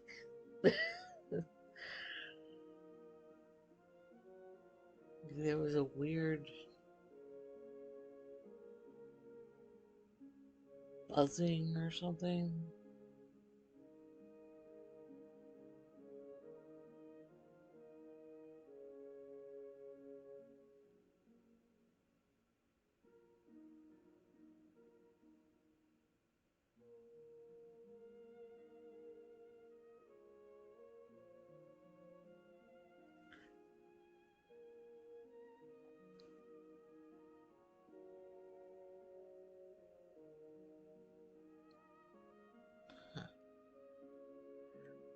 Anyway, we're just gonna keep continuing with this. It was also very loud. Like, I don't know if the stream picked it up, but whatever that was, it it may not have been as loud for the stream, but for me sitting here, it sounded as if somebody had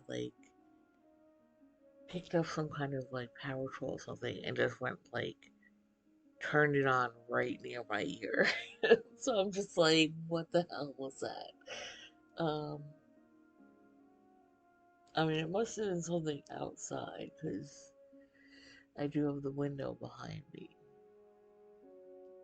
And there's nothing in here that I can think of that would be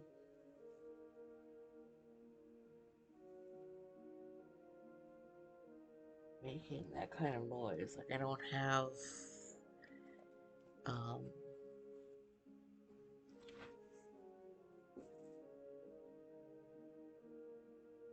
I don't have anything that would do that.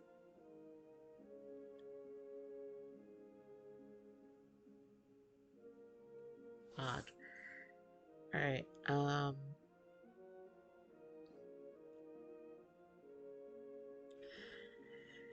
anyway. The stone we found in Razatov's office led to a dead end. Leventhus can glean nothing from it other than it's very likely an everstone, a type of stone commonly found in Tessera, famous for its durability. Perhaps Razatov was trying to fashion sturdy equipment to better store the Fae. Perhaps the stone isn't even an everstone. Whatever it is, seems like nothing won't come of this lead.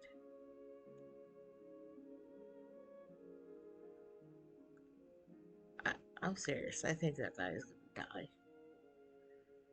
die. They just keep, let's give him the stone to experiment on. Alright, well, he survived that. Oh, let's let him keep the stone. It's like, the guy that originally had it was kidnapped in a brutal way.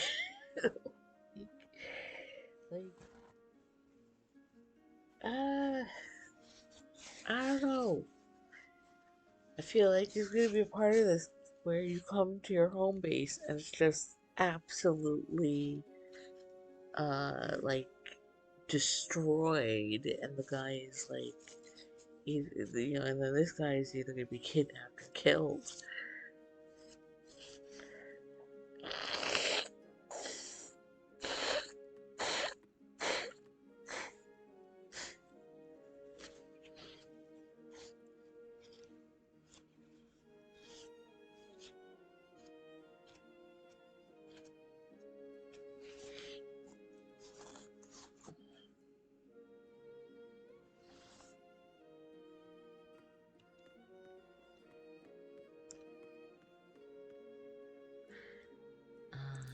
Let's look at our codex first. Perhaps my early inclination on keeping the bloodling around was misguided.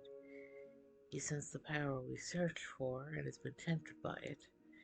This means that the bloodless himself is privy to our quest, and that worries me. How much is he going to be willing to sell us out for? Vasco assured us the information will remain confidential, but I'm uncertain his word is as wavering as his claim.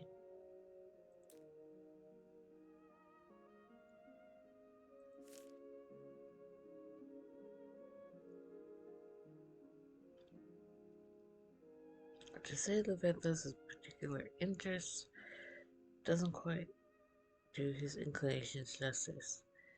In the years that I spent working the legal line, I've seen him dabble in a great many experiments that have personally been the test subject of even more.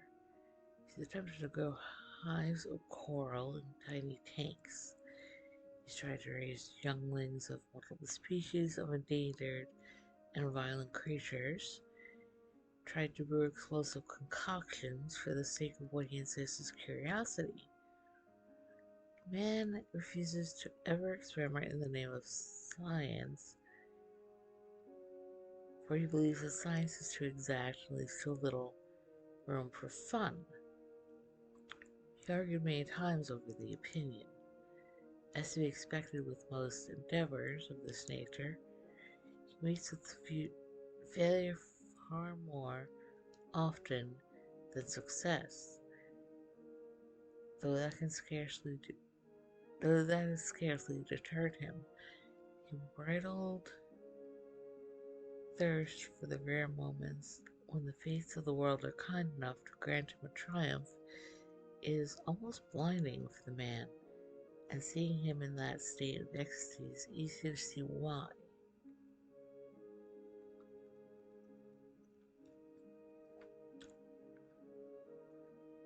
Perhaps it is this proud lust for life, this unabashed enthusiasm, this innocent yearning to follow the callings of one's heart that drew my brother and I to him in the early days of our acquaintanceship. Certainly makes sense now that I reflect on it more deeply. So long we'd be exposed to the harsh realities of this world. We'd had pessimism and gloom drilled into our view. The streets taught us never to trust, to be practical. Hide your heart. Be ashamed of difference, for it would allow you to be more easily singled out. And along comes this man, who seemed to care little for the ways of the world. More of the society surrounding him seemed to impact him none. He cared little for the fact that his joviality might be seen as strange, or his interests might be considered as bizarre. But he did what made him happy, and he encouraged those around him to do the same. Certainly, as the years drew by, he learned that in some situations, practicality was more valuable than he might have first suspected. But as a whole, he maintained his belief. He never proclaimed it as the right way to live, simply that it was his. But though our hearts existed completely in the world around us, do not let the world govern them. I cannot fully endorse his opinion, but I will not deny his has more advantages than I believed. I'm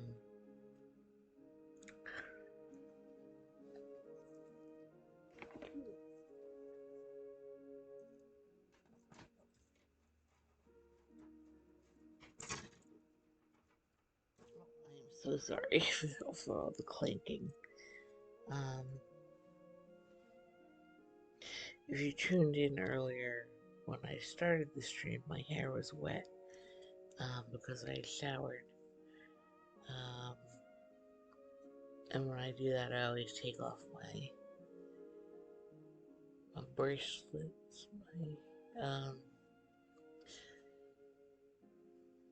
as I said before, they do have a important meaning to me, but I do take them off when I bathe, just because I don't want to get them all messed up with, like, soaps and stuff like that.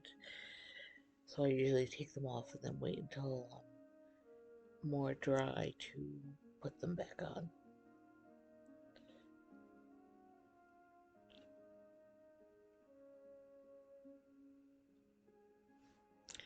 Just give me a minute to finish doing that.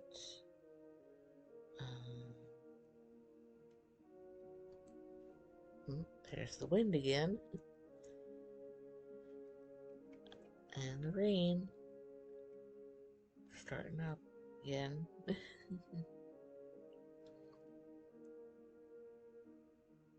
Okay. There we go. Now I feel a little more like myself. Anyway.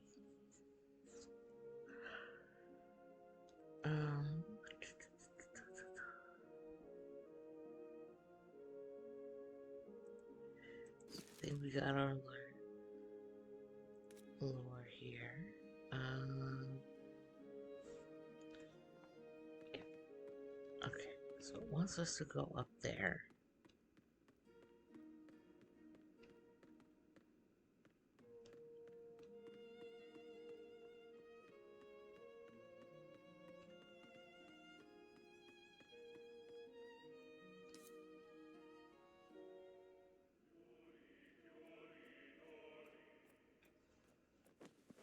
You have something for me? I promised to make good on our bargain by the day's end. And the day is almost over. The lady has delivered as she promised. She has found where your rebel leader has been hiding. And where is... And she has given you the means you asked for. What is this? It is yours. Oof.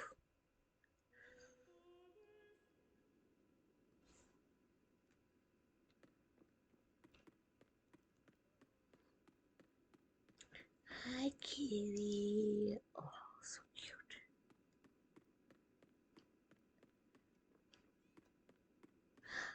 Hi. Aw.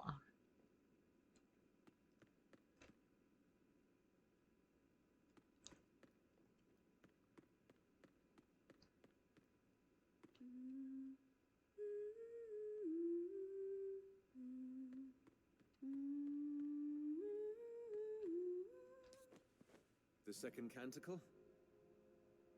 My brother used to sing it quite a bit. He'd often dreamed about what the city was like during the time. I was thinking, maybe if we found the artifacts, found out how they were used to create Masquerades, maybe we could turn back time. Make the city the way it was back in the second canticle. What do you think? What do you want? Amadea. What do you want? An answer. I don't hear a question. Why are you shutting me out? I'm sorry. Are you expecting the world to greet you with open arms? I hadn't expected it to bury me under ice. When I found out that you were a mask runner, I thought... I don't know, that I could talk to you. Talk to me. You were a mask runner, a part of what my brother had once led.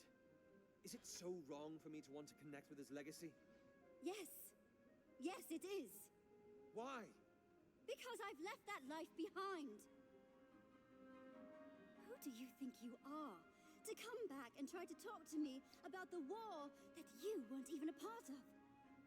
You don't know what we went through. I lost my brother. I lost my life.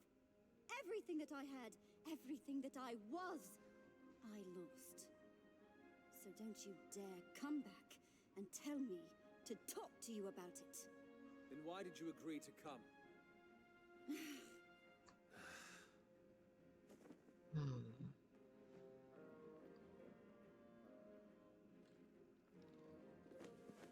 Oh, my friends. What secrets you've been keeping.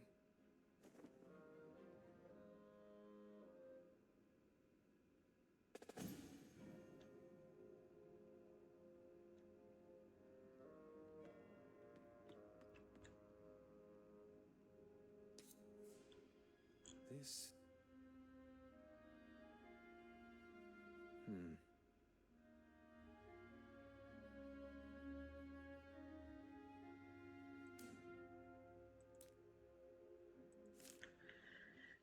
I've been too optimistic, it seems.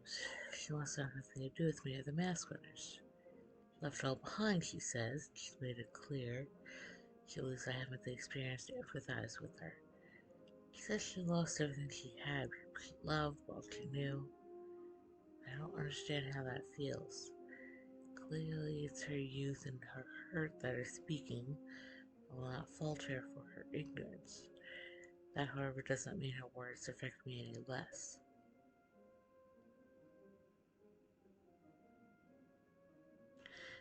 Is this what my brother's people think of me after all these years? That I emerged from the tribulations of the war unscathed? It must be more ways than one to think that they might believe I have not shared in their suffering, not only because it is untruth, but because I struggle to find the words to express this feeling, this hurt.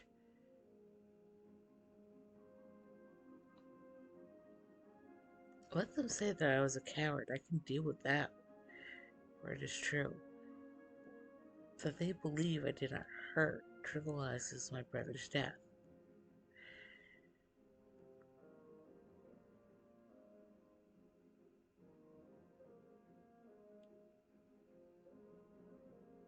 That is it. That is what stings, that they can tear me down and reduce me. I have done enough of that to myself to have learned to deal with it. But I cannot let them ruin my brother, not after all that he has done. It wouldn't be fair to him, and he needs to see that.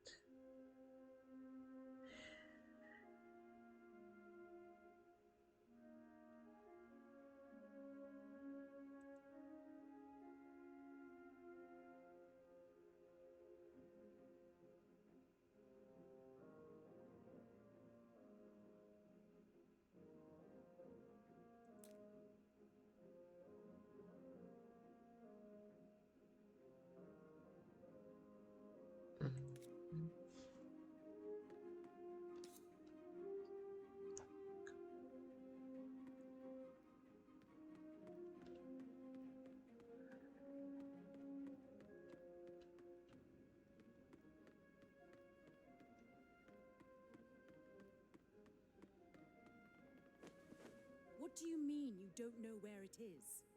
I've heard its name before. Doesn't mean I've actually visited it. What's going on? The rumors have been spread, but we don't know where the pin drop is exactly. Yes, well, I'd taken for granted that That what? maybe one of you might have known.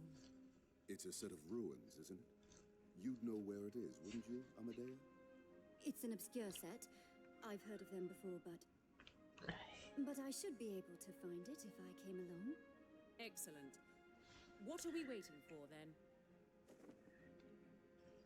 Trying so hard not to, just touch my eyes, my hands, but I have got an eyelash in them, and it's like, I actually need to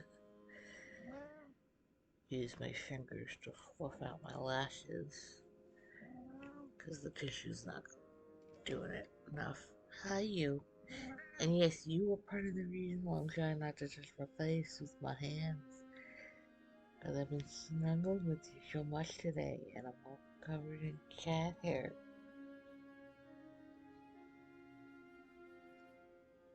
My little darling. Okay. So...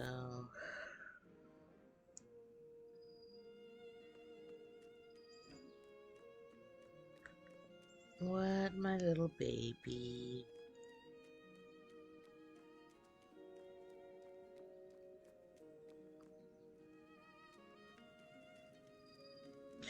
Alright, that was the training ground, I think, right?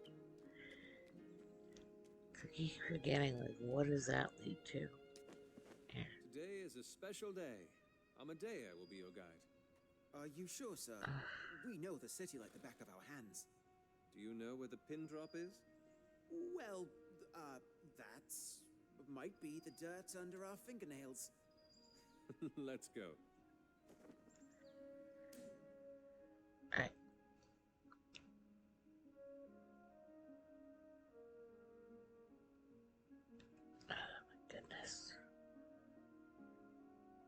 So we can't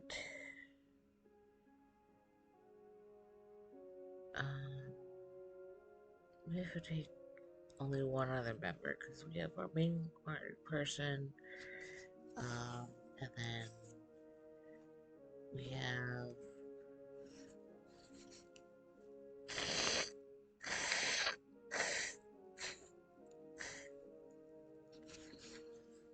her.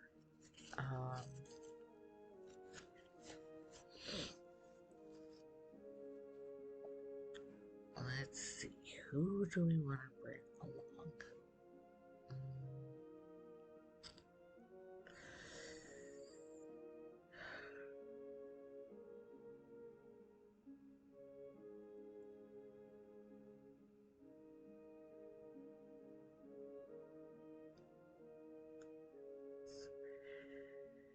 Um,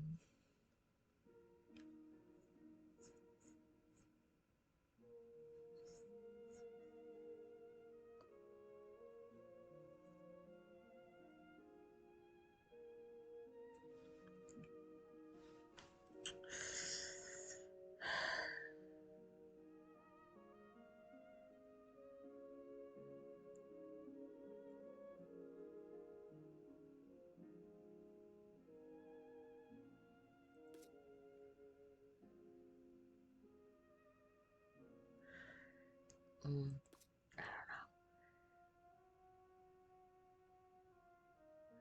Kind of caught between these two.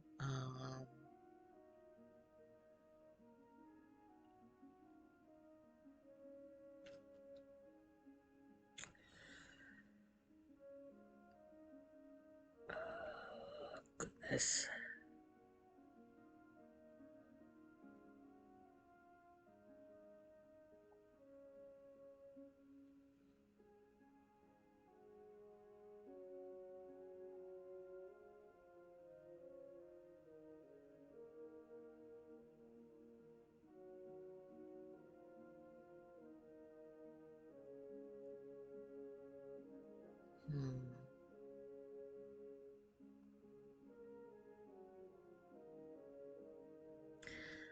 I'm guessing that we're gonna be facing that big construct soon.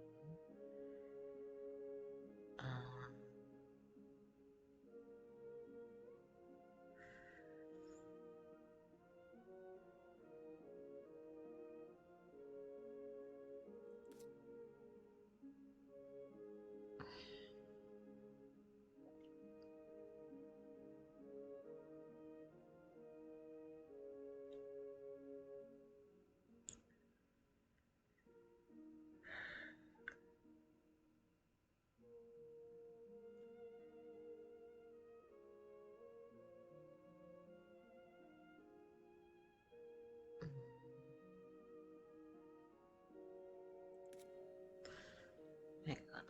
Let me see.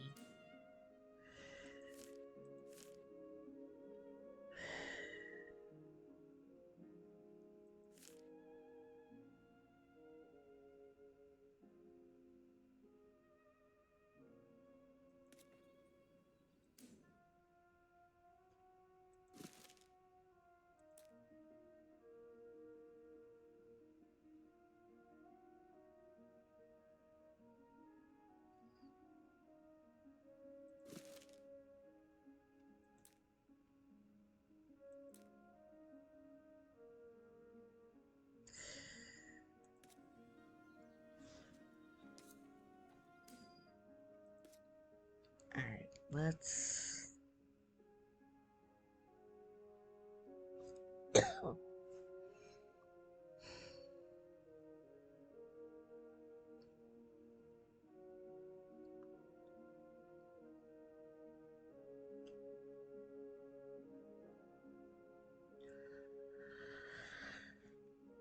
Let me think.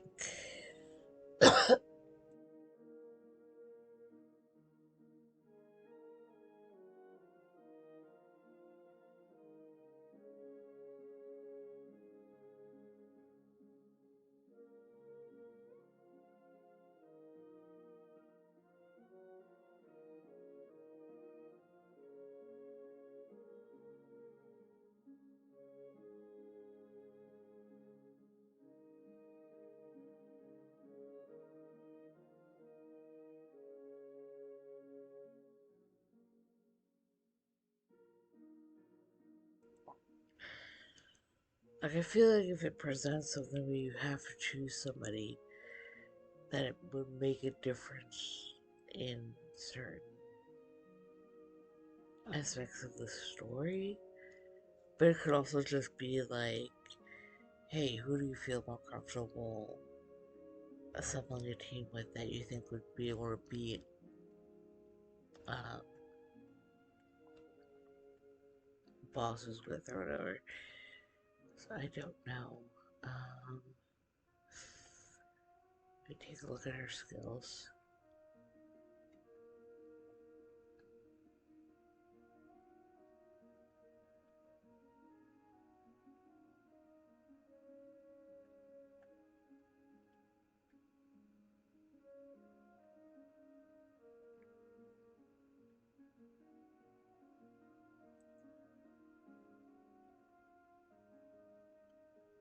We can't look at his without reselecting here.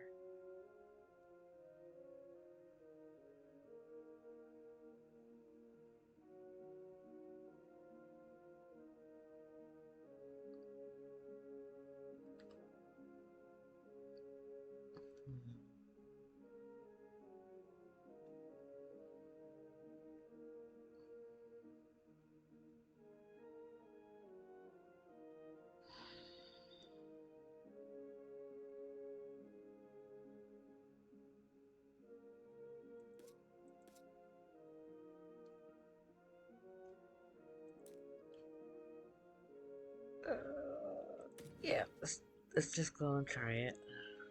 All right, now stay left. We don't want to cross the roads that circle the old fountain. So that'll take us through Elemar's alley? No, you go around that. When you come to the junction, turn right. But I thought you said to stay left. Not this time. Well, that's what you said about Periwinkle Gardens. Well, I'm saying that again. So listen. Stay left, and when you come across the 3rd Street up the junction of the 7th and 11th.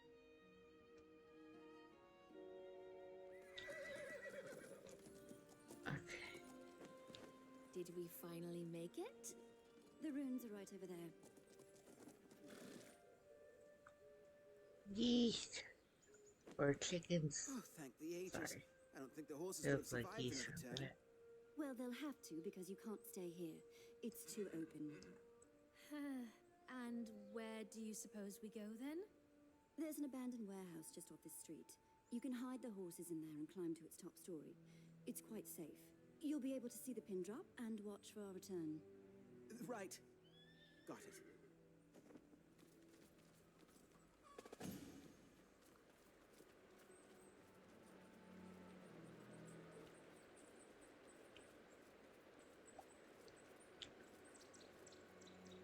Okay.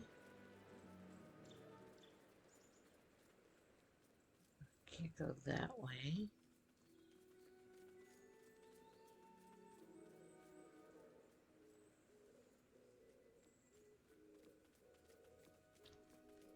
Here's something? I'm not sure.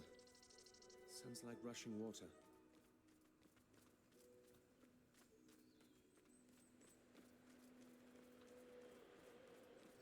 An excavation, maybe?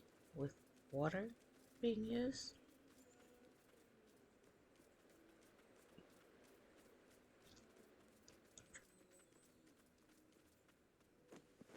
So, where do you think she'll be? In the ruins just ahead. No one will think to look for masquerades out here and... Stop. Damn it. Turn around. Well, I'd heard that you'd return to our shores. But you... What are you doing with him? The company I keep is none of your business. It is when he abandoned us. Like you abandoned Invidious. Amadea, it's been 5 years. And he's still gone. You disappoint me, Cicero. I'd been waiting here, hoping to be surprised, but yet you simply walk in. How did you know? The ways of the street are my lifeline. You think I would not suspect anything when rumors begin popping up all over the place? You're a fool to think that plan would have worked. I knew someone was baiting me out. I wanted to know who. Now you do. Now I want to know why. I need to get to the Herald. And you think I will take your hand and lead you there? I was hoping we could come to an arrangement, yes. What bridge do you see that I do not, Cicero? What reasons am I blinded to that have made you believe that I have forgiven you for what you did 5 years ago? My brother is gone, and... Because of you! You could have fought for him, for us, your people, and instead you chose that cape! I did not choose the Masquerada over you! No! Even worse. You didn't choose at all. A spineless, pathetic man is easier to hate than even a traitor! You think I don't know that? Why do you want the Herald? The Dactytes have captured a friend of mine. I need to get him back. And what will you do for us? My friend was on a quest for great power. If you lead us to the Herald... Do not lie to me. I may have burnt my bridges once, but I have not forgotten my roots. If you are searching for the Herald, there are a few things you must know. The ruins! Get down!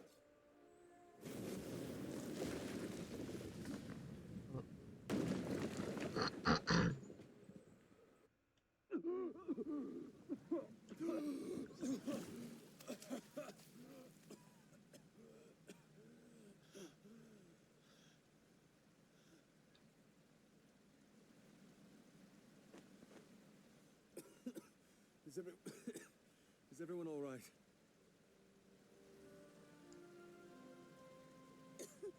Other than the fact that we nearly died. Nearly. Be grateful. Where are we? The pin drop. Those holes in the ground. This must be what's beneath. There's so much life here. There's water from the river and sunlight from above. It's beautiful.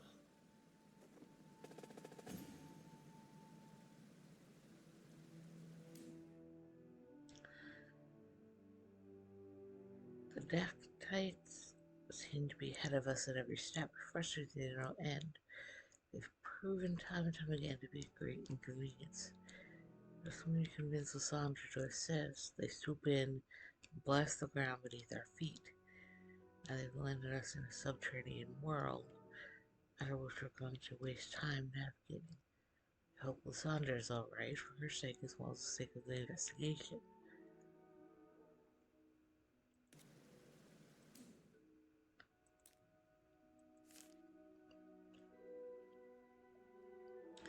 I believe I discovered the root of Amadeus' discontent with mask runners. The words with which he lashed out at Lysandra were not words that had been formed in the instant. They were dripping with poison along the road. Unresolved contempt allowed to smolder. Now that it's been identified, the wound must be treated. As we get out of this place, my Lysandra, I cannot afford to have Amadea greet her with such hostility. First step is finding out who Invidious was.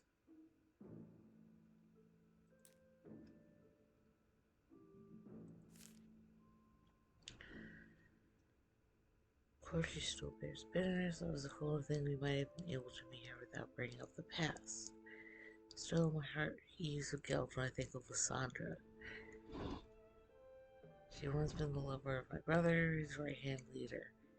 Now, like the Masquerada, she's but a fragment of who she'd once been. In some ways, her plight might be considered more tragic than my brother's.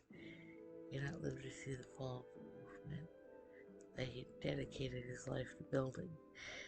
He brought his people to as high a pinnacle as he could, and his story ended there. But Lysandra, she had to witness them lose everything, all battling the grief of losing a love so impossible to find. I've come back to simply use her. Can't think of any other in this world that is more right to hold contempt for me. Still, against all odds, the hope for her people, the hope that my brother instilled in her, still lives, however weakly in her. She has not given up completely, and she is still willing to trust me if that brings promise to the Malacart. I'm not sure how to feel about that. On the one hand, I'm certainly glad she's cooperative.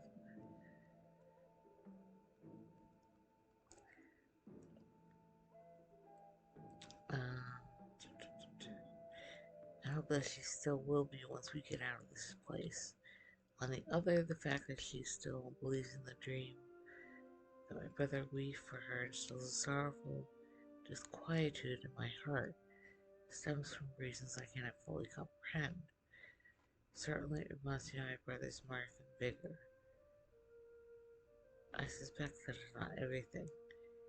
The more I contemplate the situation, the more I begin to feel that it might be, perhaps, because she is evidence that Cyrus might have been right. Cyrus, that have been right. It is true that rarely in any war there's a right side. Each has their own motivations and reasons, selfish ones more often than not. But I'm beginning to think my brother might have been onto something.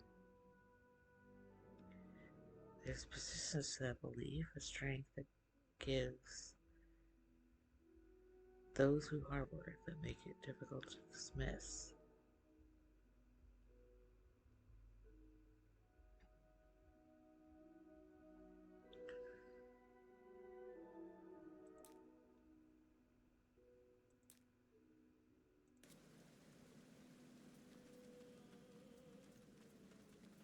I'm ready. Oh.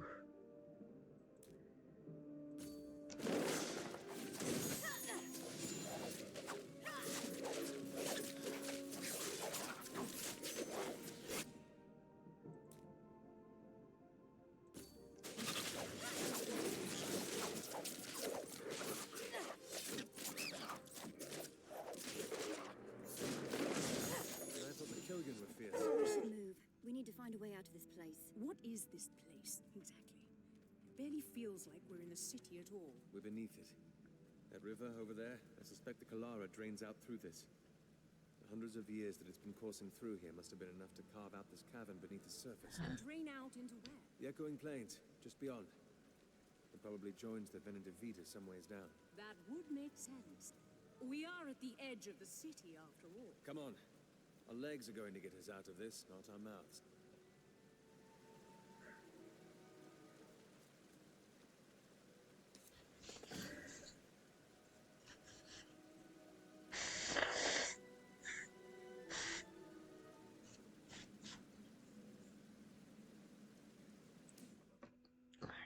Let's see.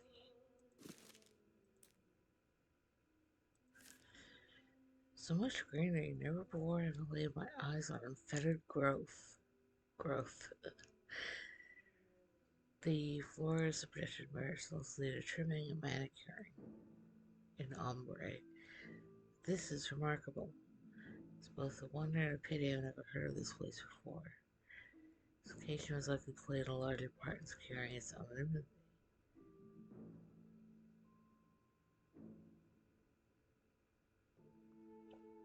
The very grounds on which the ruins were found are pockmarked with treacherous holes.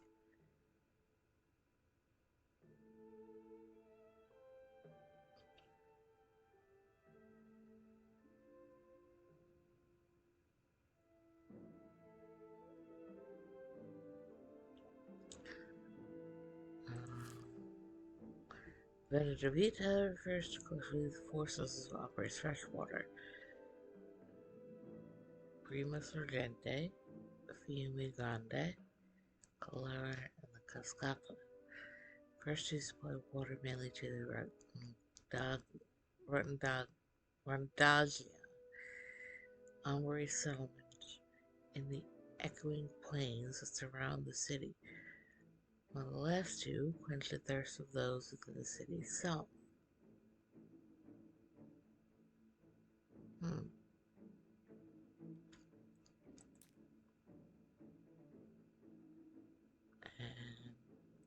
here. Fervaro, Fave, Bark, and Leaf, rarely found in the city, encountered in the Estra Phantasmia, a large forest north of Umbre.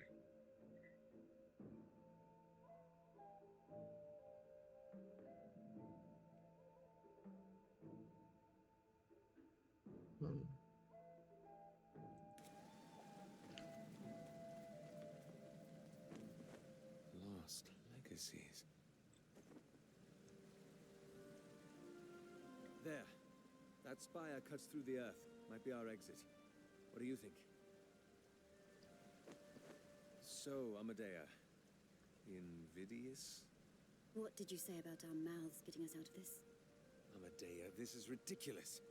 I'm sorry if I'm concerned about getting us out. Who is invidious? I told you. If you don't want to talk about it because it makes you upset, then fine. But once it affects the investigation... It's not. She opened up to you and you shut her out! We could have used that! Who is invidious? He brought me into the Masquerada. Taught me everything I know. During your brother's assault on the White Spire, a bunch of us went. I was supposed to go with Invidious. Support him. But when things got rough, Lysandra pulled me out. She let Invidious die. When I found out, I left the Masquerada. End of story. Are we done? For now. Then let's move.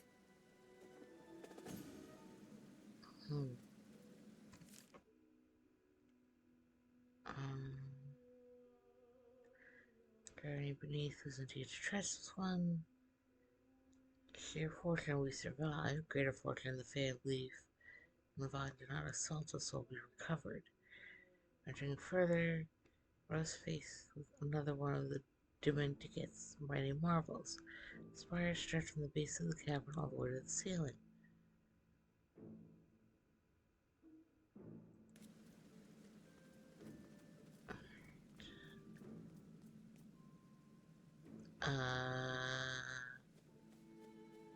Hi. Okay. Here they Oh, come. alright.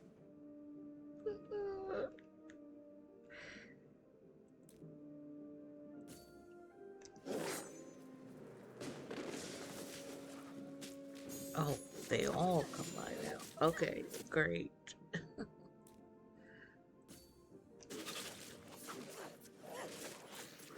Pop that off.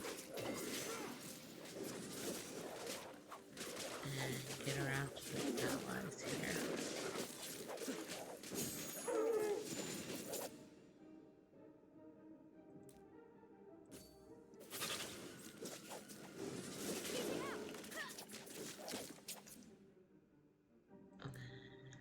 Pop him off again. He's gonna go down.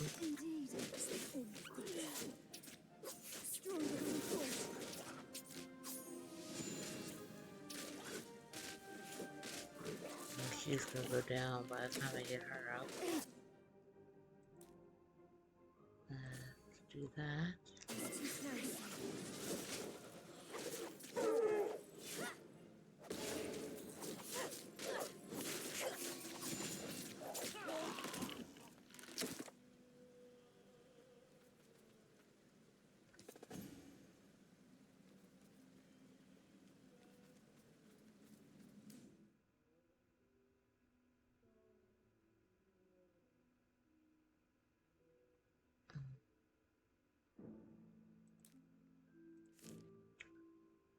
Melkade once considered a great number of disparate factions.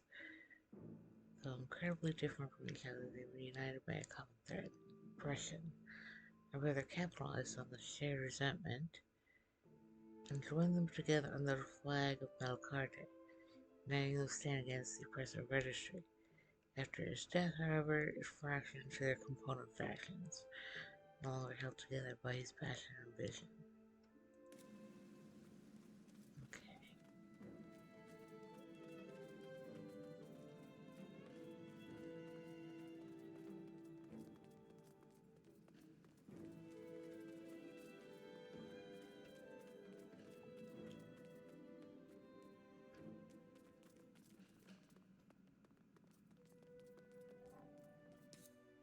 Hi, you. I was just wondering when you were gonna get back. This looks Smiling next to me again? ceremonial. Religious, even.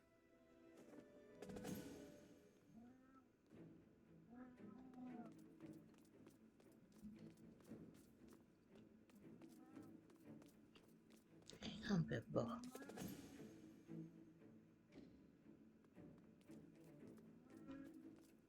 Honey bunny boy. Come here. Well, that's rather elaborate. Who's that? In the middle? I'm not sure. There's a mark on his head, but I can't quite make out what it is. They seem to be fawning over him. They certainly look like they're cleaning him, yes. A king of sorts, perhaps? There seem to be guards at the edge of the mural. Too early to say. We should keep moving.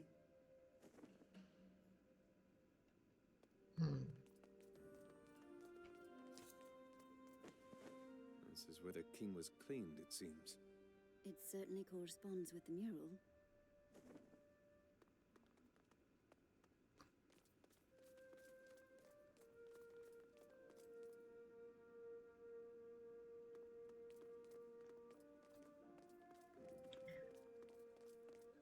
Oh, my little one. Okay. I guess they're each gonna have to go in a door. Or something like that. Up there.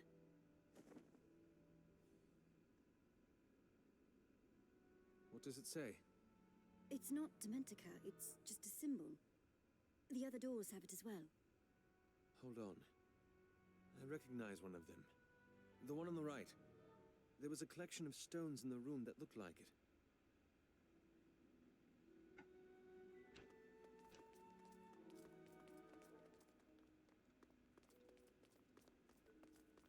Huh. Oh.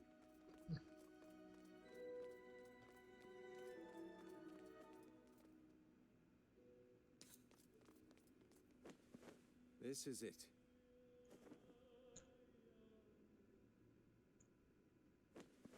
You think it might be a key of some sort? Only one way to find out. Let's do this!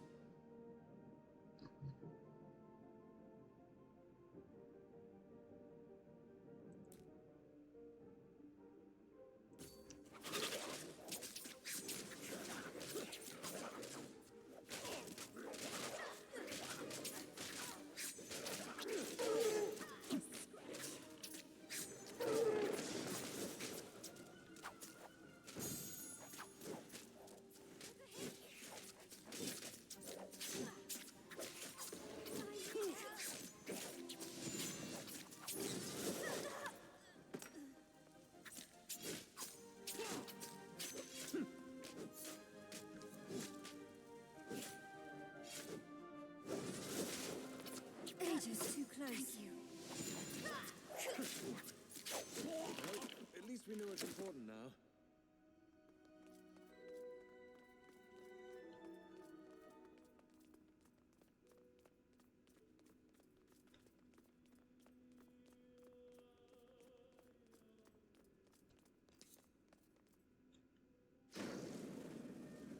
There we go. Okay. Another mural. What's this one about? This one's a little clearer. They've written the symbol of mind above the mural. It doesn't look very pleasant, does it? It's the same man from earlier. The one with the mark on his forehead. Can you make it out here? No, but I'm getting the feeling that he wasn't a king.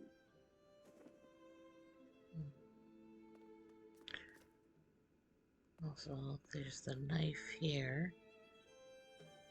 And they're holding something here as well.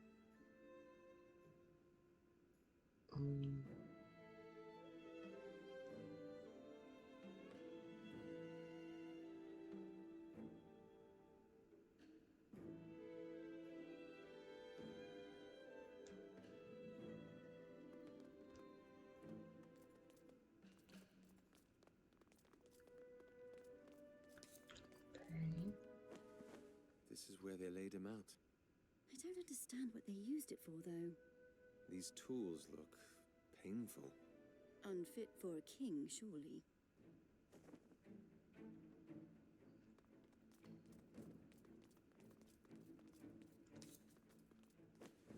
Here, again. It's as though there was a procedure that was supposed to be followed. A ritual that brought them through these rooms in this order. Well, we still have another 2 rooms to go, so let's make it quick. For the light!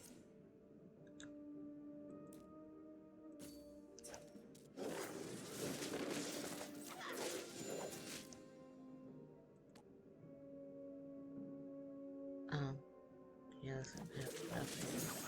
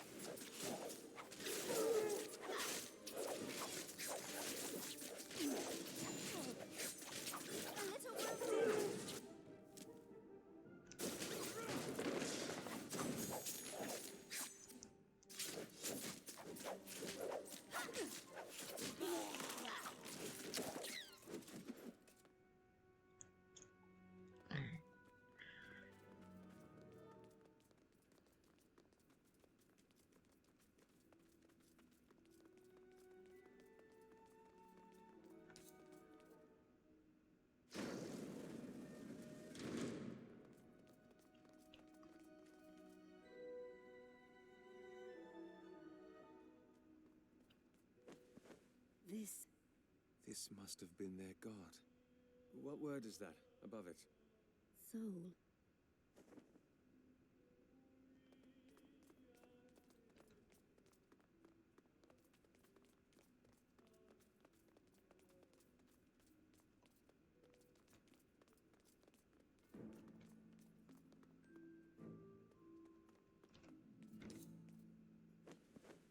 The word on his head is a lot clearer now. Amadea? It means criminal. This was his punishment. I don't know. Well, we should look around. There's still one last door. Oh, there's a lot of things here. Alright. Faith in him must we place, for he sees all, knows all. His gaze could rain destruction. His breath could level mountains. His heartbeat could give life to lands.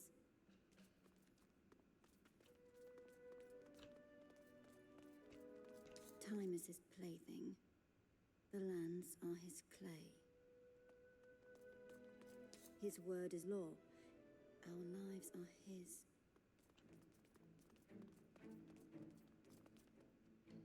His whisper could open the skies.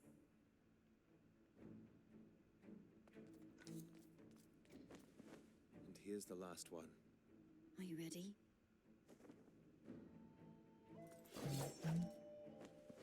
What are they doing? Not attacking. Why? The statue. They're staying away from it. As though they revere it too. Come on. Let's not take it for granted.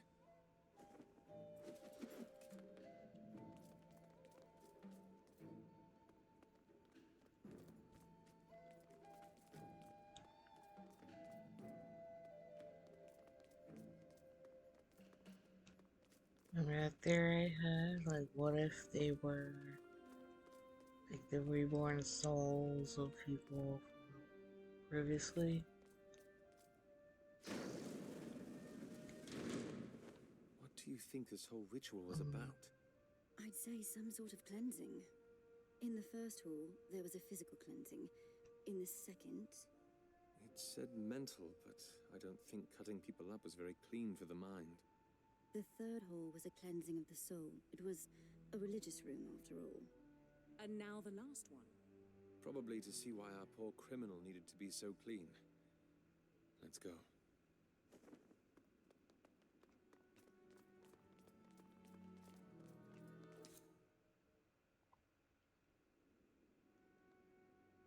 This mist again. Be on your guard.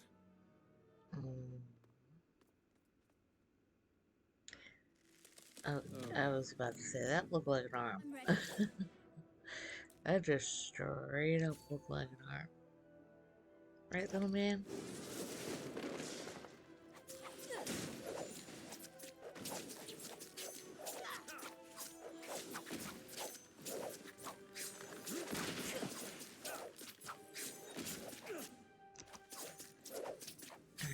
So far,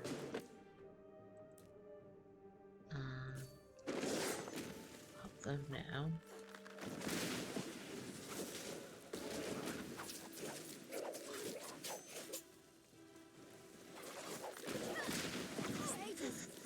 Ooh. Alright.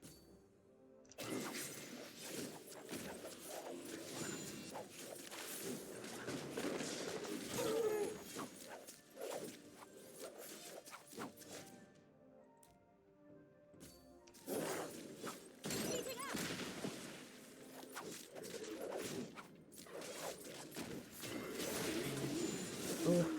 No, that's not good. Better than this. Agents too close.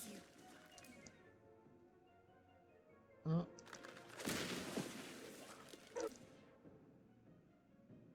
Um.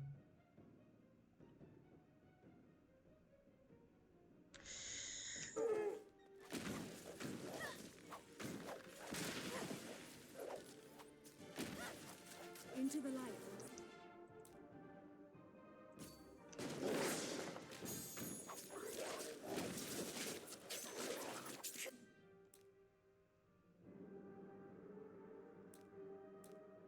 How do I do that? Can I just do that?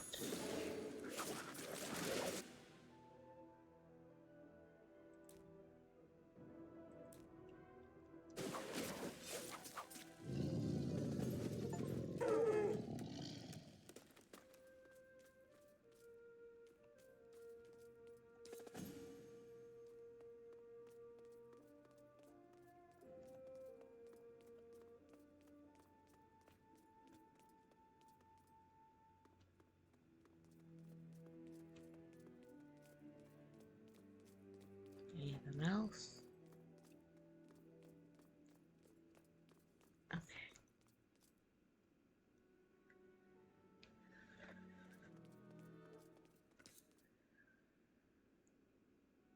It's old Dementica.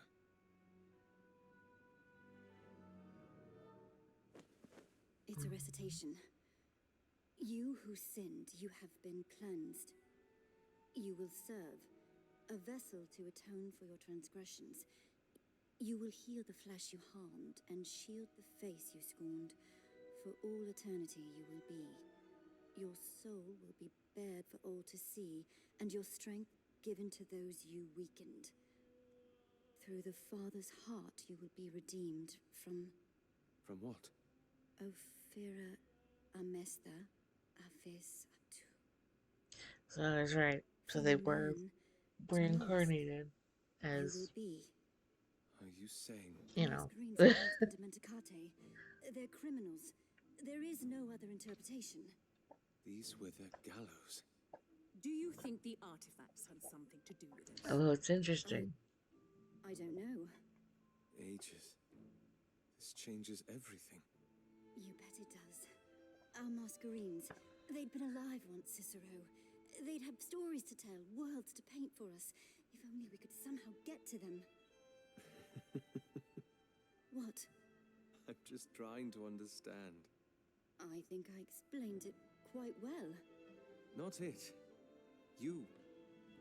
Why you try so hard to hide this side of you. Under all your acidic words, there is a heart that beats. I just don't know why you suffocate it. Cicero, don't. But Amadea... So they were reborn, because I had the theory if they were reborn as Fae or masked or such. So I was right about that. It is interesting that it was only meant to be some of them, and to be the criminals, not like a whole group of them to escape something. Because I thought they'd done it to escape some kind of disaster. Here it's saying, no, it was a ritual done specifically as a punishment.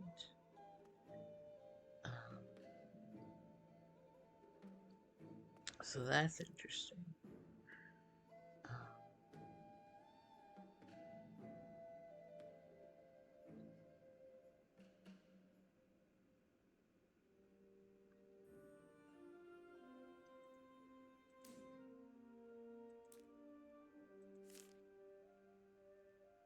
Tale of arrestment told, Rudy's was left behind, so Sandra could secure cash from Masquerades.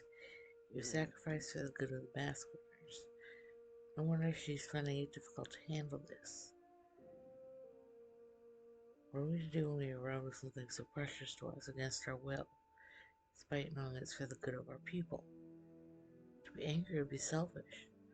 We aren't daft enough to think that any other outcome would have been better, and yet to be accepting would be advocating for that course of action. To say that you'd embrace the choice, believed it was the right course, mean that you believed they had to die. You might as well have killed them yourself.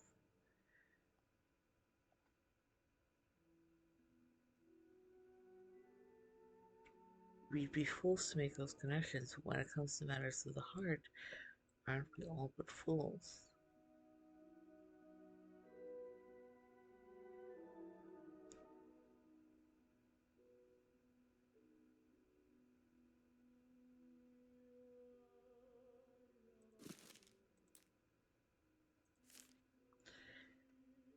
The Demented had a god. That should hardly come across as surprising. Most other civilizations do. It seems like Brad of Azrazatov, as written, gave a part of himself to the Demented so that their civilization could prosper. It worked. I can only wonder at what cost.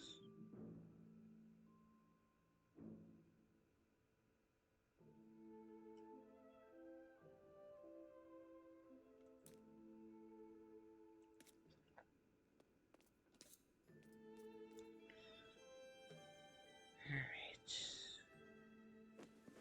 There we go. Medea? I was just thinking. The artifacts, if we find them, if we want to make more Masquerades, who's going to play the criminal? Come on.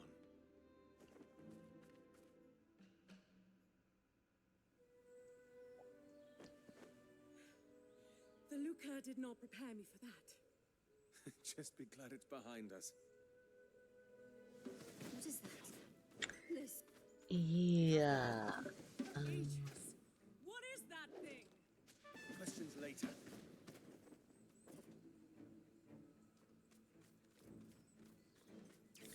Look out, puppers. Behind you.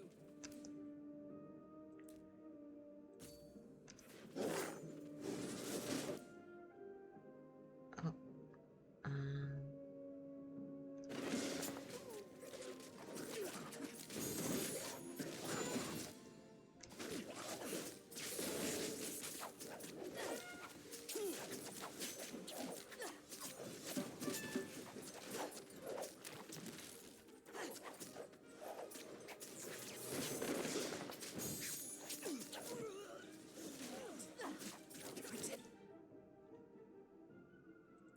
Alright, I wanna get those up and get that going.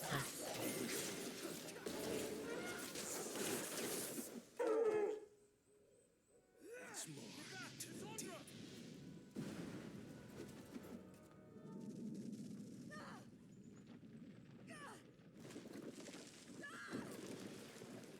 What are you?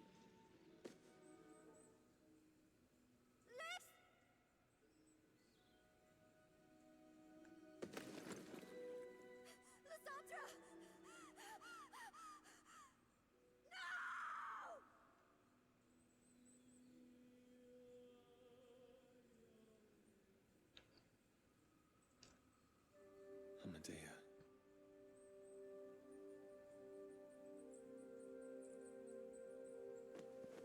We searched the cavern below, sir.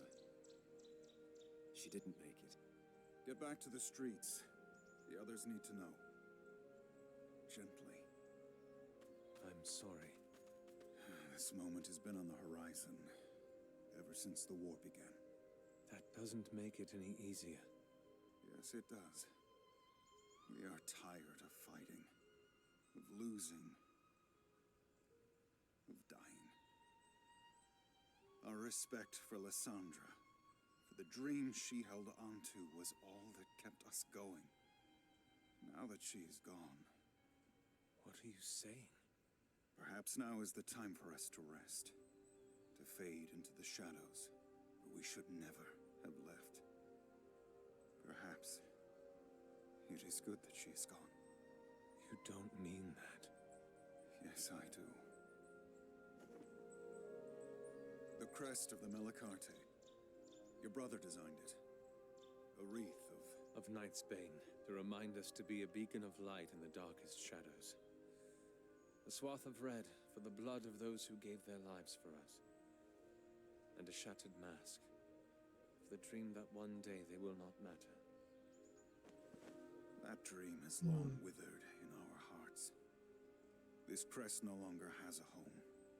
Cesaro. Take it, or the soil will. Good. Now, the golden canvas. What?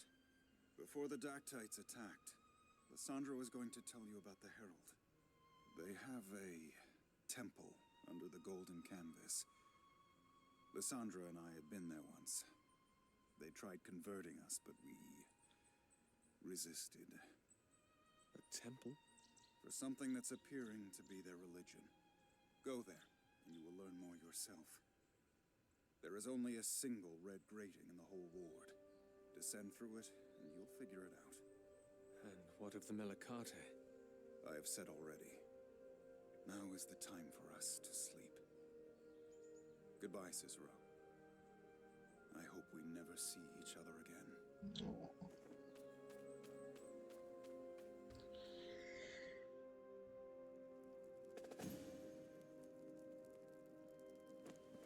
A little early for a fire. It's a cold day. Did you know her well? Not really. I'd seen her maybe twice in all. And she and my brother, they were close. There was nothing you could have done. You made a breakthrough today, learning about Masquerades. That's quite an accomplishment. It doesn't feel like it. Everyone's talking about the golden canvas. It's Seho's sojourn today. It'll be bustling. Festivities, just what I needed. Cicero. I know, this is pathetic, but allow me just a moment. The Masquerada were my brother's dream, and now... It seems foolish that I'm mourning something that died years ago. You mourn when your heart calls for it. There is never a foolish time. Calden? Yes? Never mind. It's an unworthy thought. I think by now we both know there is no such thing. This investigation, this thing that we're wrapped up in, it's growing bigger than I ever imagined it'd be. I don't think any of us imagined that we'd learn that Masquerades had been to Menticate, that they'd been alive. I don't know what else we'll find. How much bigger this might get. We have limits, all of us. I made a promise. And you're trying to keep it. That's enough for me. Have you spoken to the twins? The carriage can't fit all of us, but they're willing to make 2 trips. Leventhus and his family have plans to go too. They are runic after all. Then we should leave soon. I'll tell the others.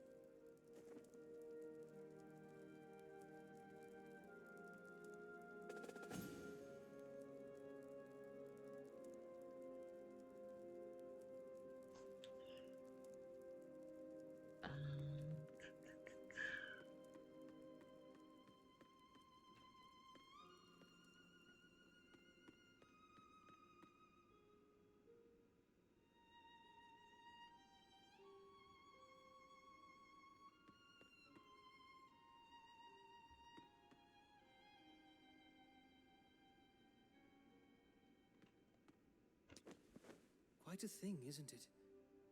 I wonder what she'd once been like. She? My Masquerade. You're so sure it was a woman?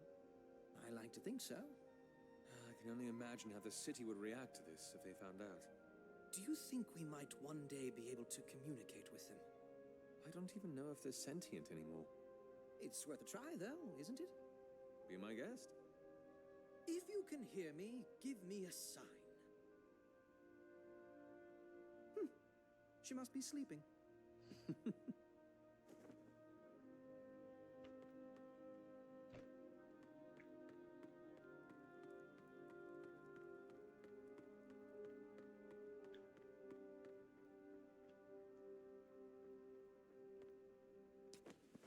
Amadea.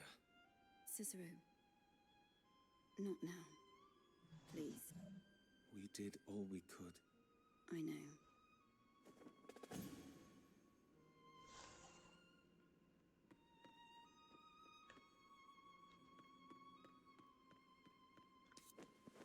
Thinking of how to tell the Judge, Master?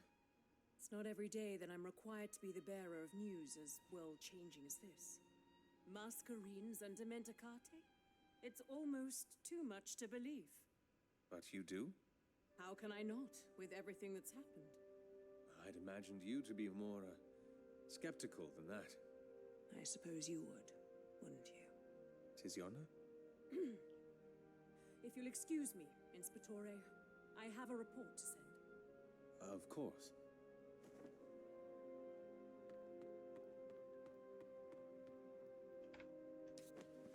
Ready for the sojourn, Damien? It's so exciting. I heard they're selling the anthologies of Mayara Terrell. Damien, we already have half of them. But the collection has Mayara's notes. All right, all right. Let's go get the stories we have. Maybe we can trade them in for a better price. Your son is close to his culture. Sometimes too close. Forgets that we're in Omba. Color of skin means so little here. Homesick? Terribly so. What is it? Then... We were supposed to sail tomorrow. Sail? Across the belt back to Rune. What? Please don't take this the wrong way, but I watched you and Cyrus grow up maskless. You don't want him to go through that. Neither does Lavia. That's why she buries him in her culture instead of the culture of the city. She doesn't want him to grow up feeling like he's worth less simply because he doesn't have a stupid mask. It certainly kept the light in his eyes. I can only hope it'll stay. You should go. Tomorrow is still ahead of us. You can make it. And let you take care of yourself. The last time I did that, you almost set my house on fire. Then I'm serious. Before you came back, there was little reason to stay. But now, maybe you can teach him a thing or two. Me? About life in the city. Ease him into its better half. Give him a mask, maybe. A masquerine? Then, I don't think...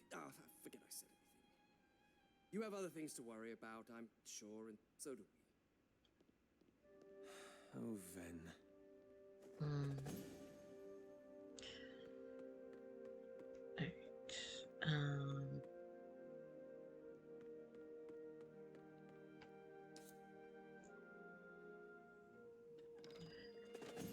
So, I'm gonna check the notes and everything another time, because I'm gonna end the stream now. Went a little overtime. Yes, honey. He's looking at me like, why did you stop petting me? I'm cuddling you still. Don't worry. See? But yeah, I'll end the stream now. And I'll say goodnight.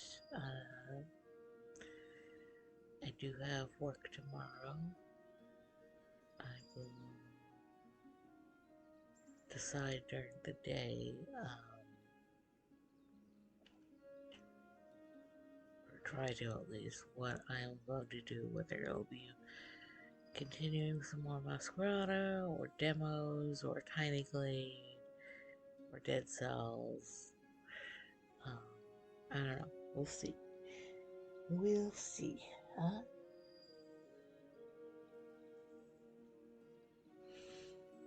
And that's as long as I have time to actually stream afterwards, which hopefully I will.